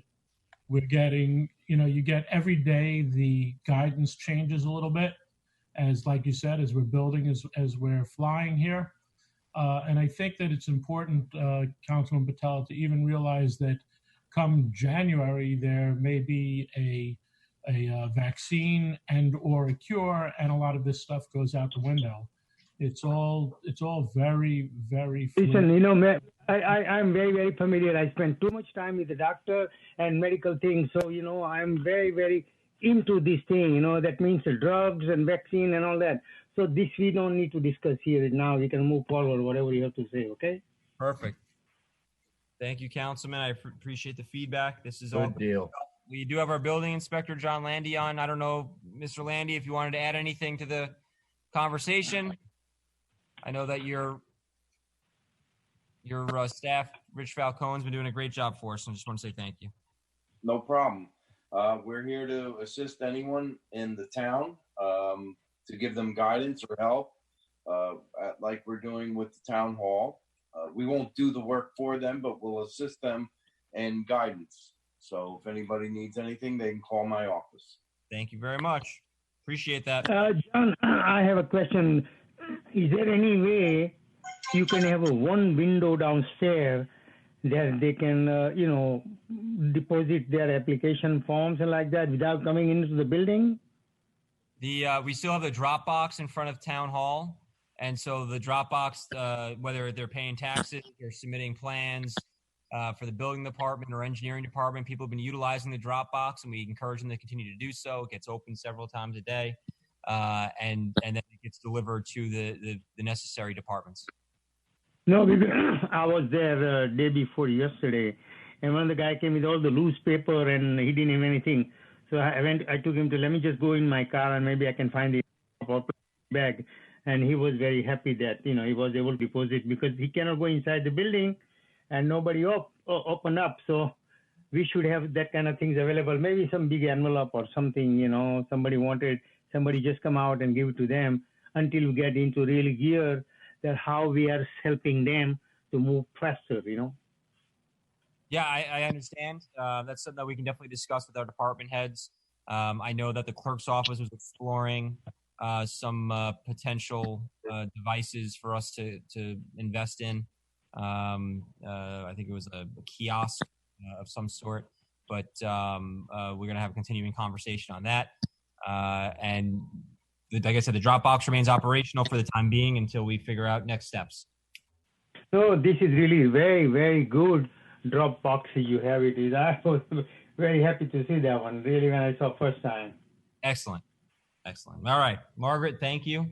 Thank you. Thank you. Thank you for John, being here. thank you. Thank you. We're going to move on. We've got a quick update on Railroad Park from our planning director, if he's still with us, John Tegeter. I'm here. John, just a quick update on Railroad Park, if you don't mind. Okay. Can I share my screen? You should be able to share your screen, Diana saying. Okay. So this is about 2 weeks ago, and so we're a lot further along than this, but this is the only picture I have of it. As you can see, the chimney is now complete. The roof is complete. It's moving along. They are finishing up the inside right now. The chimney has a whole story to it, but I think it came out quite well. Starting to get some commentary on it through emails, positive comments on it. The couple of things that are still coming at us. We did, as you know, replace sills around on the east side of the building, which is the one on the side of the apartments. I think that we should open up the west side, which is the front door side, make sure that the sills are not rotted there and replace anything that is rotted. Given that the sills were compromised and that the grade here has crept higher than the original building was, we should address that. And the idea is to, around the perimeter of the building, create kind of a boardwalk situation, which would, I think, be in keeping with, the historical nature of the train station. And it would protect the sills by allowing water to go through and, move away and not have some concrete and soil keeping moisture against those sills. So I would like to do that. That would be an extra. Understanding where we are here, I'm hesitant to even ask for the money, but Next year thing? What's that? Is that a maybe next year thing? That's it. No, it's definitely an extra. But let me offer this. What I had thought about is if we can't find the ability to do that, then make it a project for the very near future when we're all back on our feet and in a better situation. Yeah, could be a capital project, and it would take a few weeks. So we could do that. We can talk about that further. Yep. Happy to do that. Okay, and I want to share this picture, which is the inside. This is nearing completion. I think that if you can see, the floor is just sanded and is not yet finished, but that is in the process of being finished. I think we're supposed to get a couple of new benches on either side, but we're mulling over whether that would impinge on the space in there. So that's decision that's up in the air a little bit. But generally speaking, this will probably be coming to an end within a couple of weeks. We did receive an extension to July 2nd in case we need to do this additional work. But without it, we'll be finished in a couple of weeks. I think, as I said before, the excavated portion around will probably have to have a temporary solution, such as some gravel that goes around it, so you can still move around the building without having a hazard. And then we can pull that stuff out and put this boardwalk in that I spoke of before. So What kind of heatings in the building for winter time? Electric baseboard.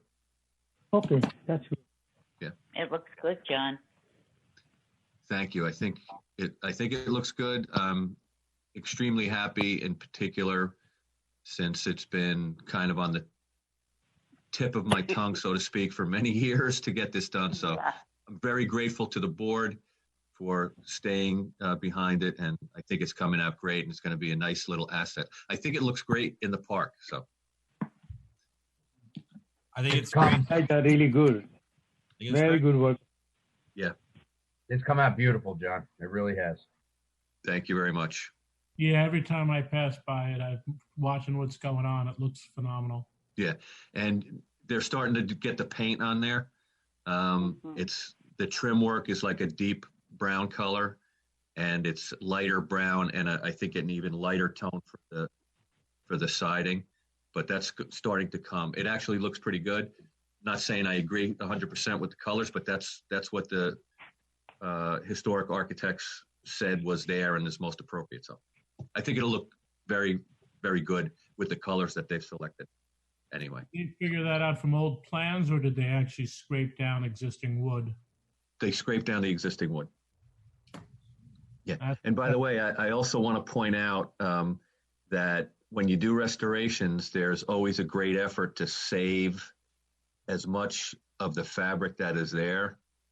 So it never or typically doesn't come out in a pristine condition. It looks good, but you still get the sense and flavor of material that is quite old. So be aware of that when you first see it.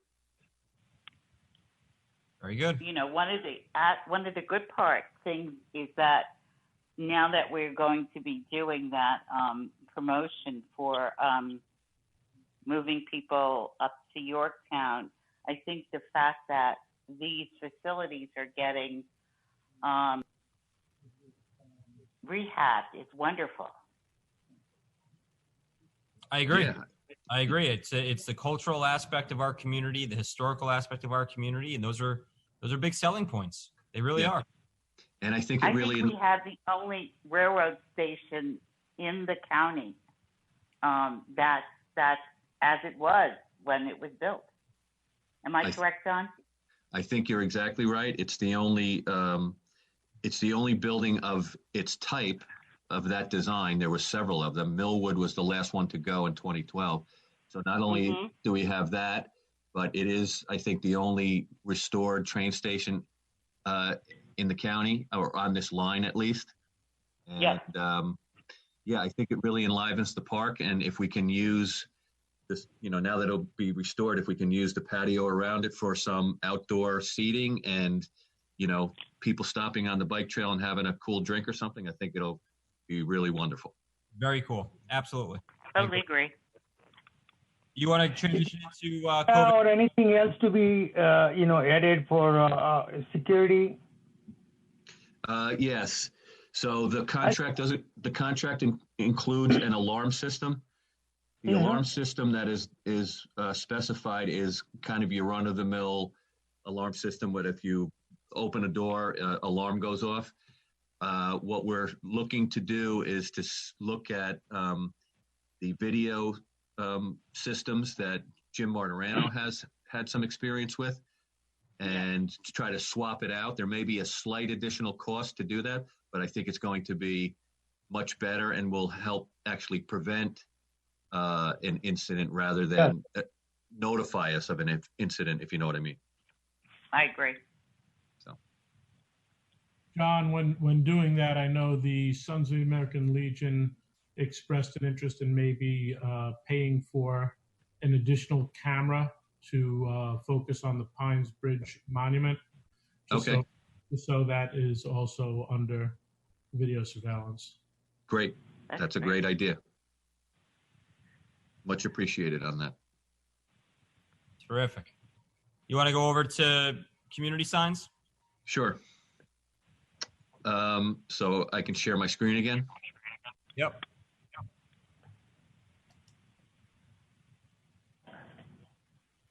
Okay. So what you see there is an example of banners that we could put on the light poles. And it basically is a big thank you to everybody, first responders, medical personnel, so on and so forth. Also, help, a message to everyone that we're in it together and we're all suffering and we can come out of it by helping one another. The Y is a Y that has been used for the parks logo. But there is, a discussion point here that it does replicate. And in fact, the type of font that this is called it's called collegiate or something.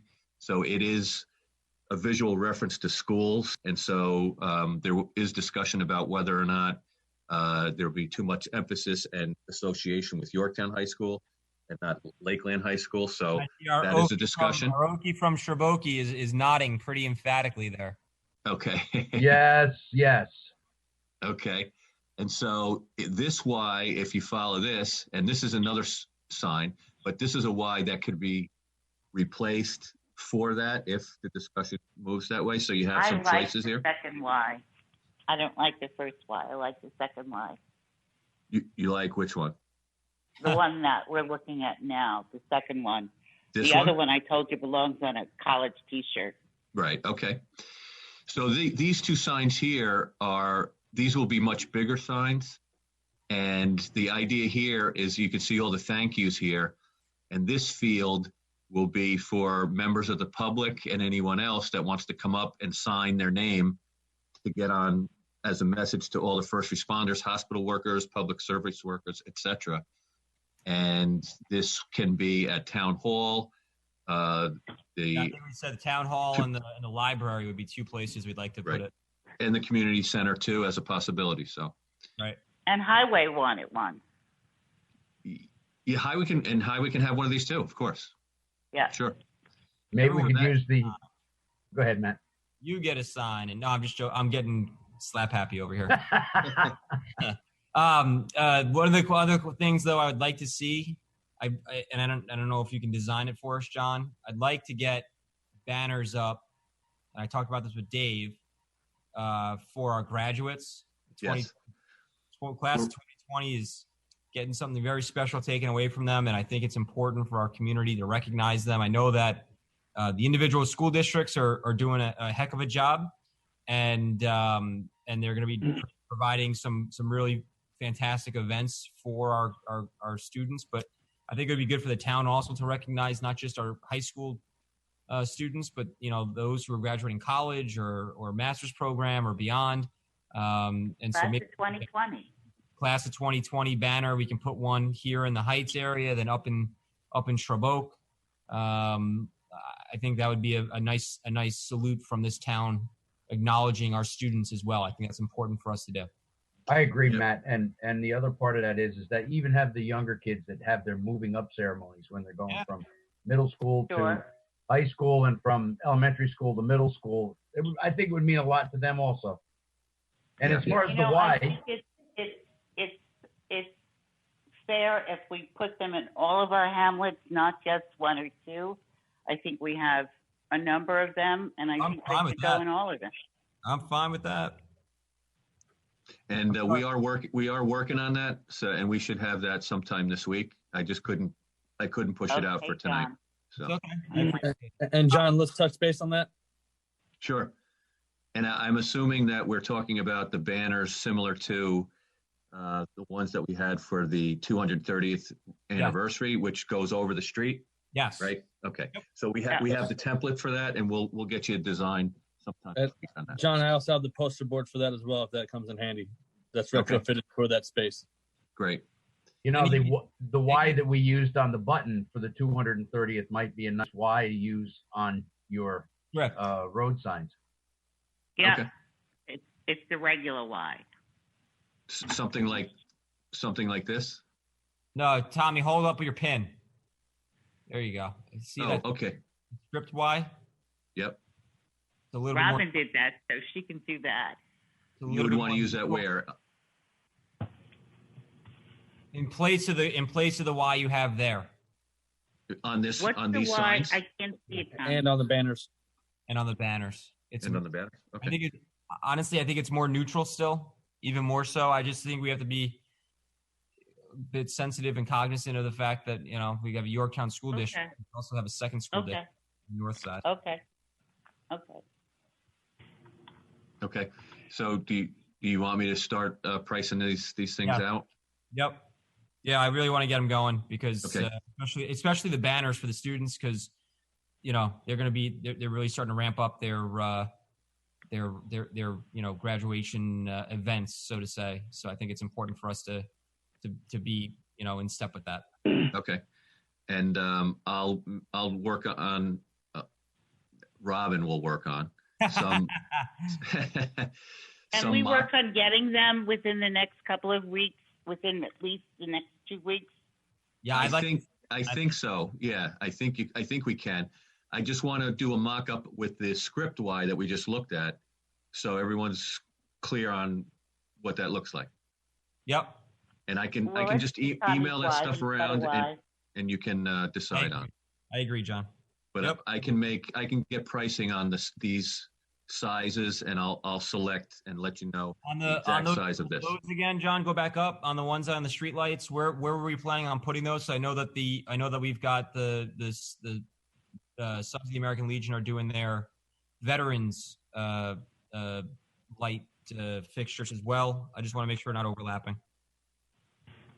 When are the veterans going up? They go up on hopefully this coming week they'll go up.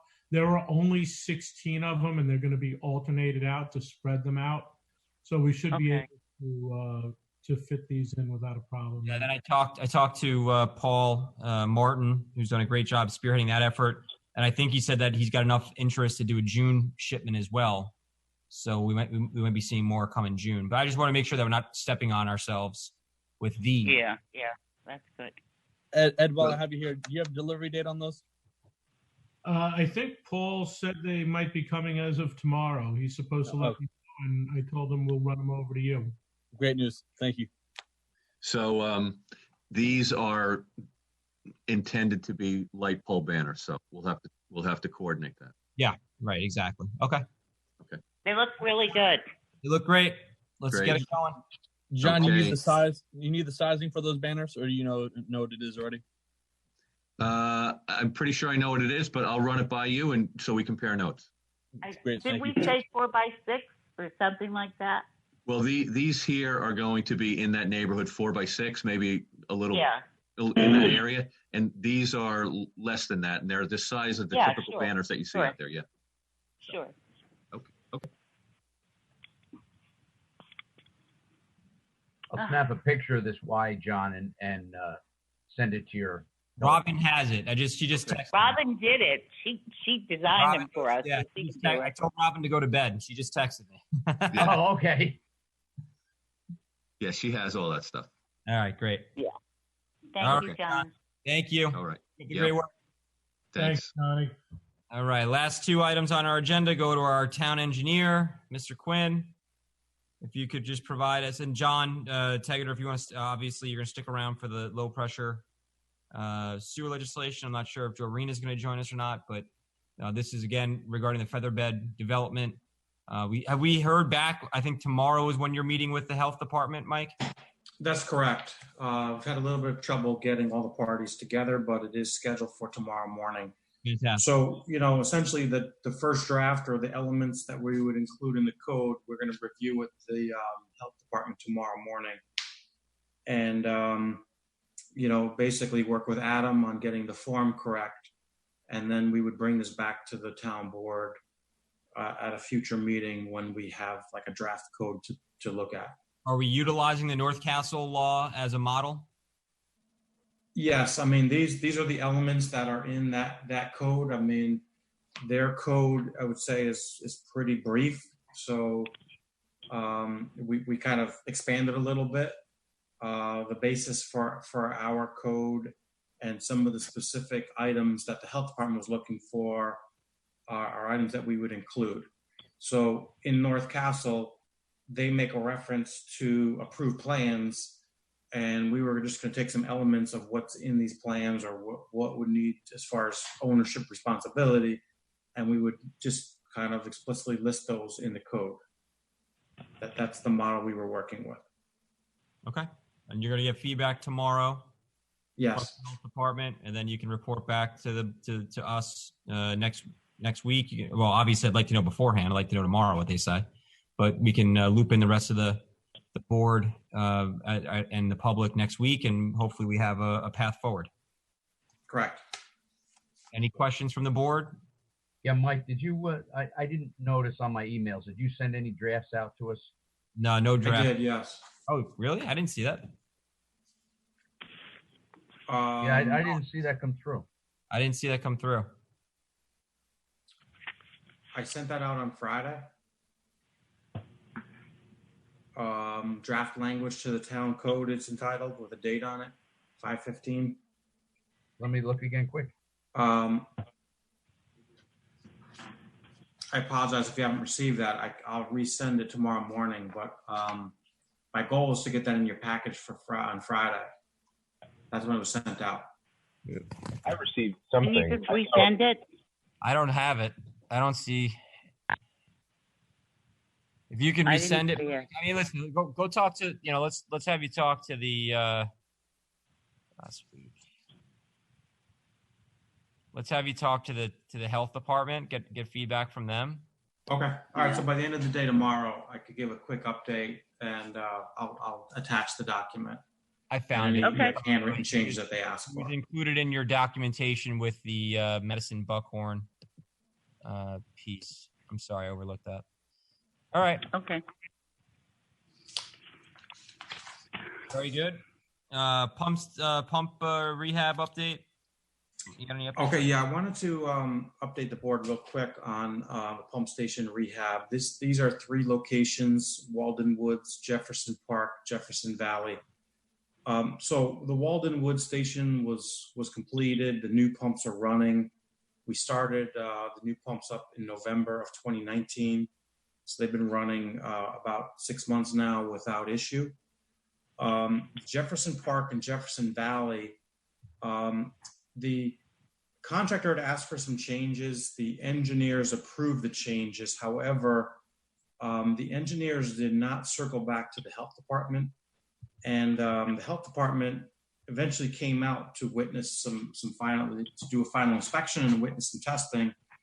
And they were upset that they had not been notified of some of these changes that had occurred.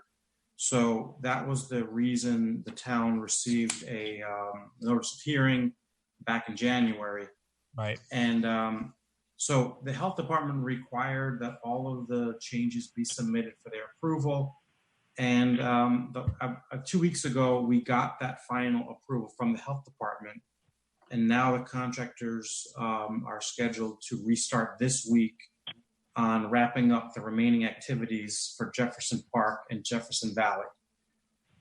So based on a schedule that I also sent in your package, hopefully you have this as well, that it's going for Jefferson Park, which is the one that it's nearly complete.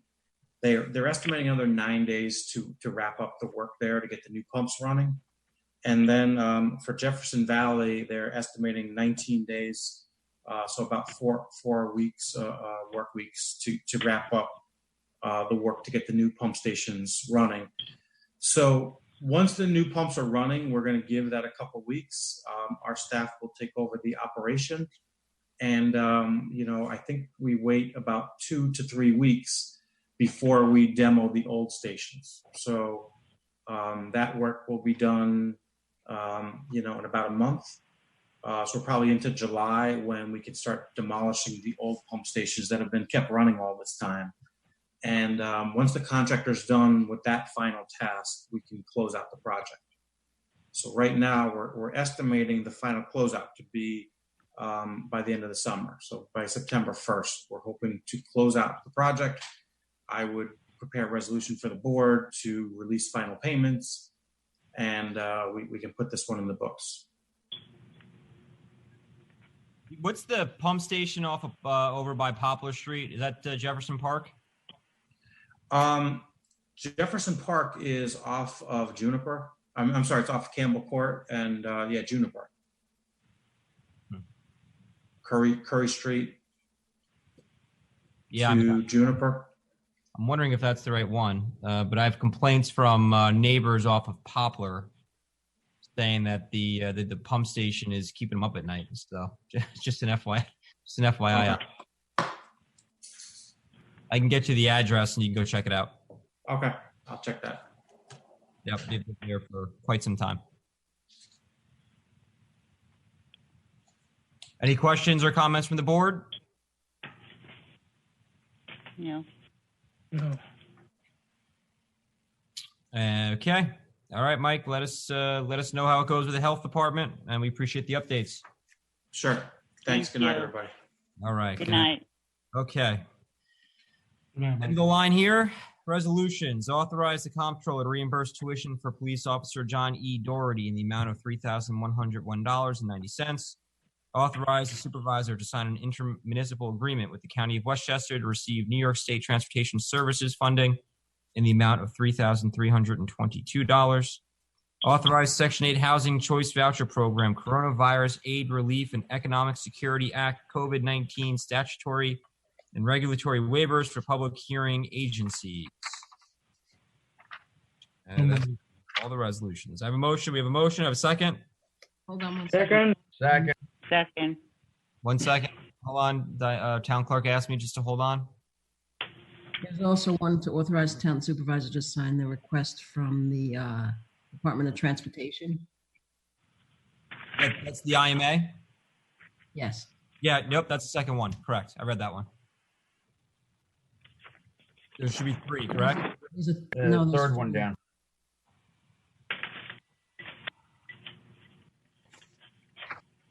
I only have 3 resolutions on my agenda. EBO login form.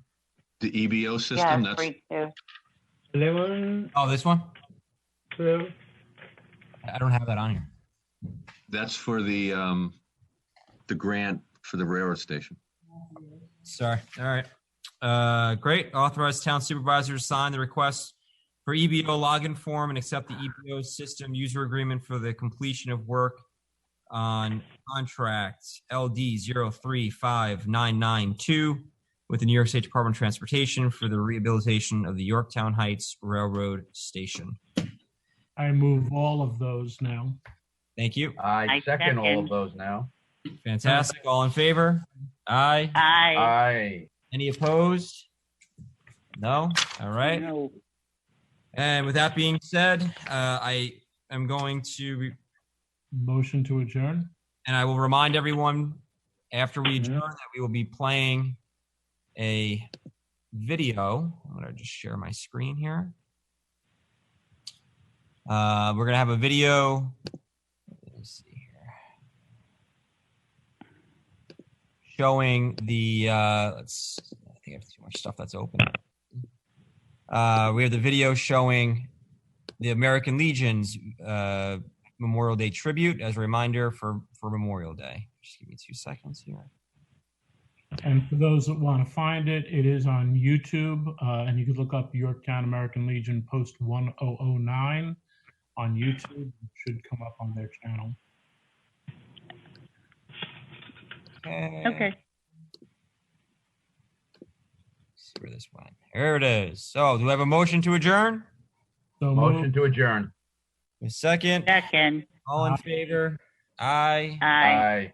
Any opposed? Good night, Yorktown. Enjoy this video courtesy of the Yorktown American Legion. In Yorktown, this is the American Legion, Post 1009.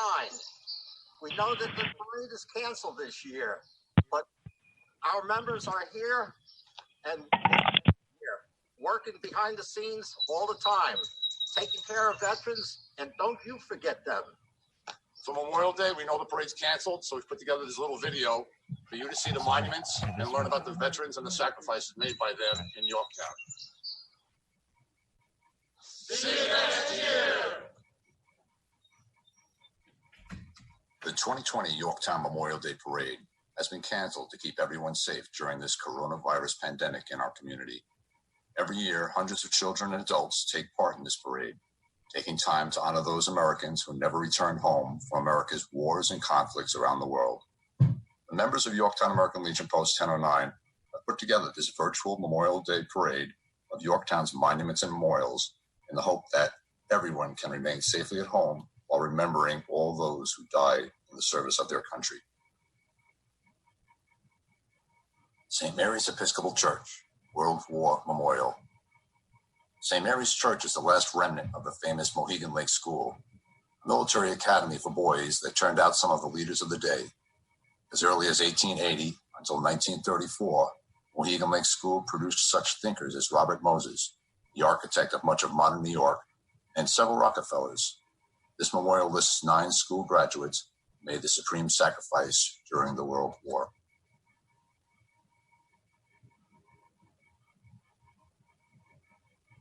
The Vietnam War Memorial at Lakeland High School.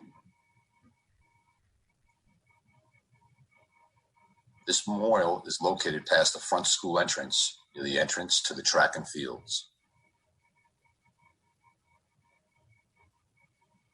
The monument reads, in memory of those Lakeland students who made the supreme sacrifice. 5 names on the monument were all casualties during the Vietnam War.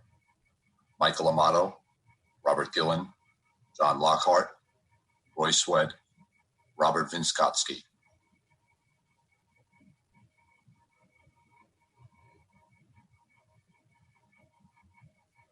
Shrub Oak Honor Roll. This monument is located along East Main Street in Shrub Oak on the property of the John C. Hart Library. The monument was originally dedicated on May 13, 1945, to honor those Shrub Oak residents who served during World War II. The original monument was destroyed by a falling tree in a storm, and a group of dedicated residents replaced and updated the monument. The new monument was dedicated on May 20th, 2000. The updated monument includes the names of Shrub Oak veterans who served during the Korean War and Vietnam Wars. Revolutionary War grave at the First Presbyterian Church of Yorktown Cemetery. The Churchyard Cemetery overlooks Route 202 at Route 132. The large monument marks the burial place of Colonel Christopher Green and Major Ebenezer Flagg. They commanded the 1st Rhode Island Regiment of the Continental Army. They were white. The enlisted men of the regiment were black slaves who were promised freedom in return for enlisting. The relatively small Battle of Pines Bridge, a nearby crossing point of the Croat River, included fighting at the Davenport House, where these officers and many of their soldiers died. To the right of this monument is the Black Soldiers of 1st Rhode Island Regiment Monument. This monument was erected in 1982 to recognize those black soldiers who were killed in the Battle of Pines Bridge with Colonel Green and Major Flagg, but who were never previously recognized. Vietnam War Memorial at Yorktown High School. The monument is in front of the flagpole adjacent to Yorktown High School's entrance doors. Between June 1967 and February 1968, 5 graduates of Yorktown High School died during the war in Vietnam. Daniel Nutley, Michael Romano, Louis Sapino, Stephen Smith, and John Murphy. In June 1968, this monument was dedicated to their memory. 3 additional graduates died in 1970 and 71, and their names, Craig Barry, Gerald Welsh, and Sewell Lawrence, were added to the monument. Vietnam War Monument at the Mildred E. Strang Middle School in Yorktown. The monument is in the planting bed in front of the school entrance. It reads, in honor of the men and women of Yorktown who served in the Vietnam War. Little is known about the monument. It was overgrown for several years, and 10 years ago was cleaned up and rediscovered and rededicated.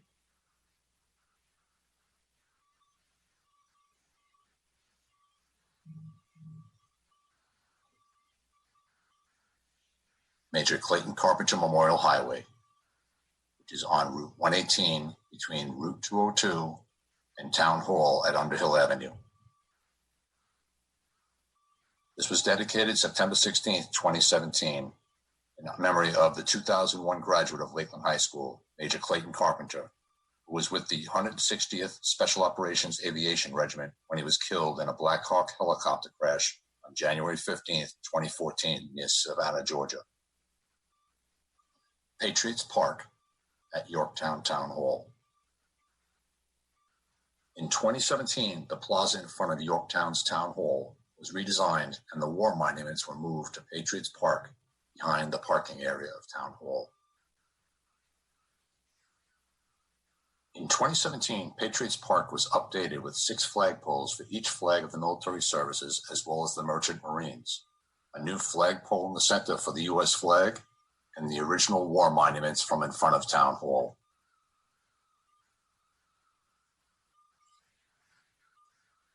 Yorktown's World War I monument, dedicated in 1919 by the town of Yorktown on a block of Mohegan Quarry granite. The monument names the 86 men and 2 women from town who served during the war. The monument was originally at the intersection of Route 202 and Granite Springs Road from 1919 until Yorktown Town Hall was built. Yorktown's World War II monument, dedicated in 1952 in front of Town Hall. It reads, "In memory of those who gave their lives and in honor of those who served in World War II." In 2017, the town moved all war monuments from in front of Town Hall to Patriots Park.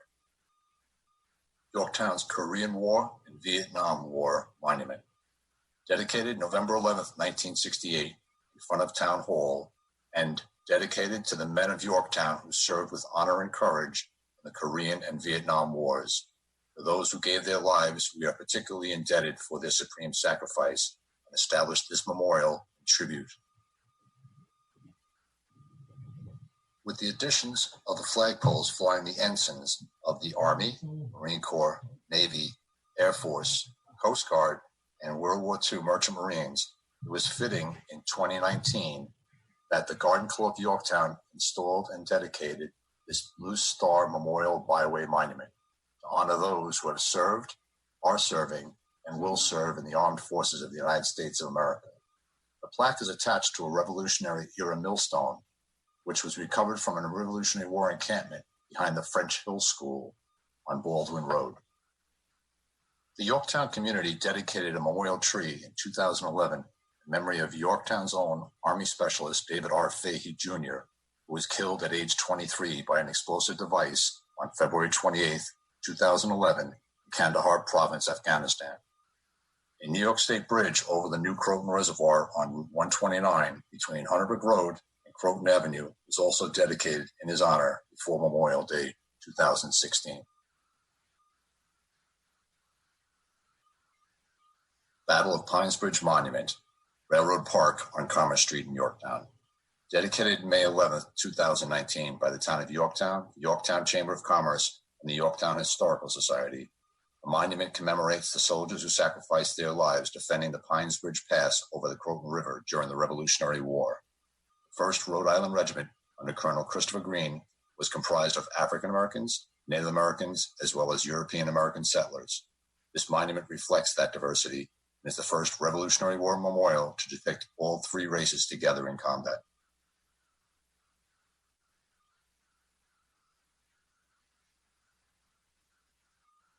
Veterans Commemorative Park on Veterans Road in front of Yorktown American Legion Post 1009. The park surrounds the flagpole adjacent to the building and contains 500 engraved bricks honoring veterans of the Yorktown community who have served in the U.S. Armed Forces. These engraved commemorative bricks allow families to honor the veterans and their family, living or deceased. This innovative program allows this American Legion post to raise funds, which are then donated to local veteran-related charities. As of Memorial Day 2019, over $24,000 have been raised and donated to these charities in the past 6 years.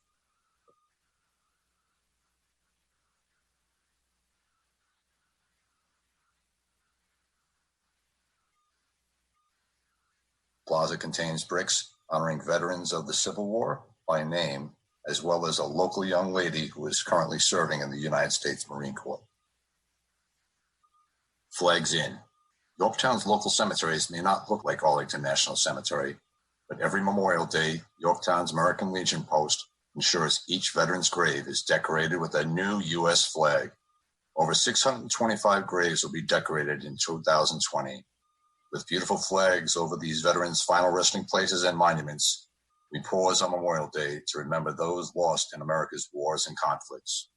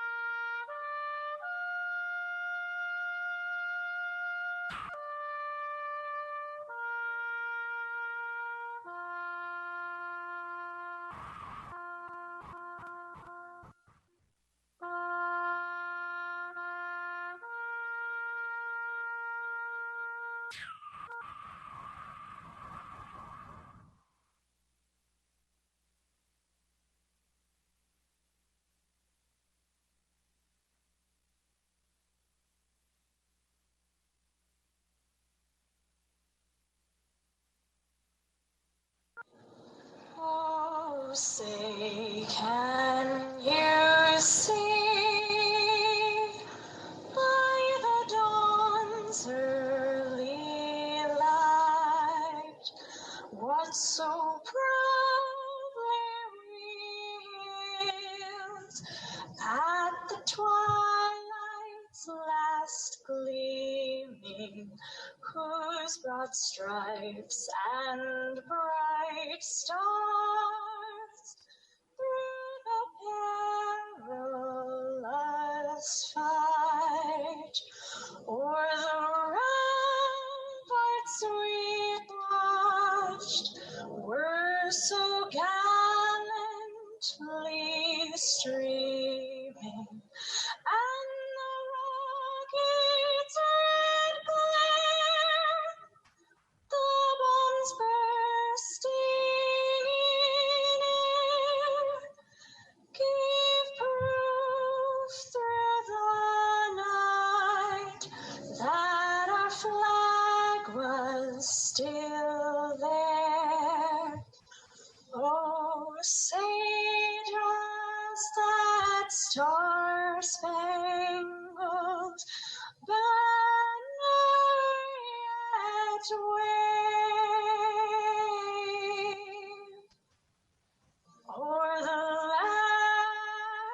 of the free and the home of the brave?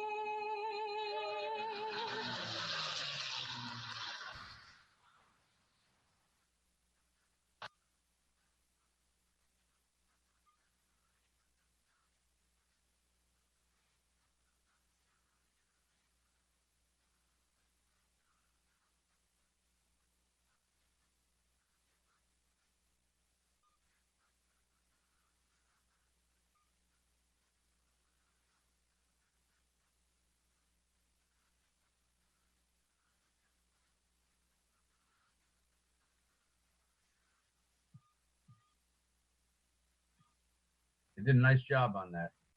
Very nice. Very nice. Good grammar and spelling are important, but if you want to write essays.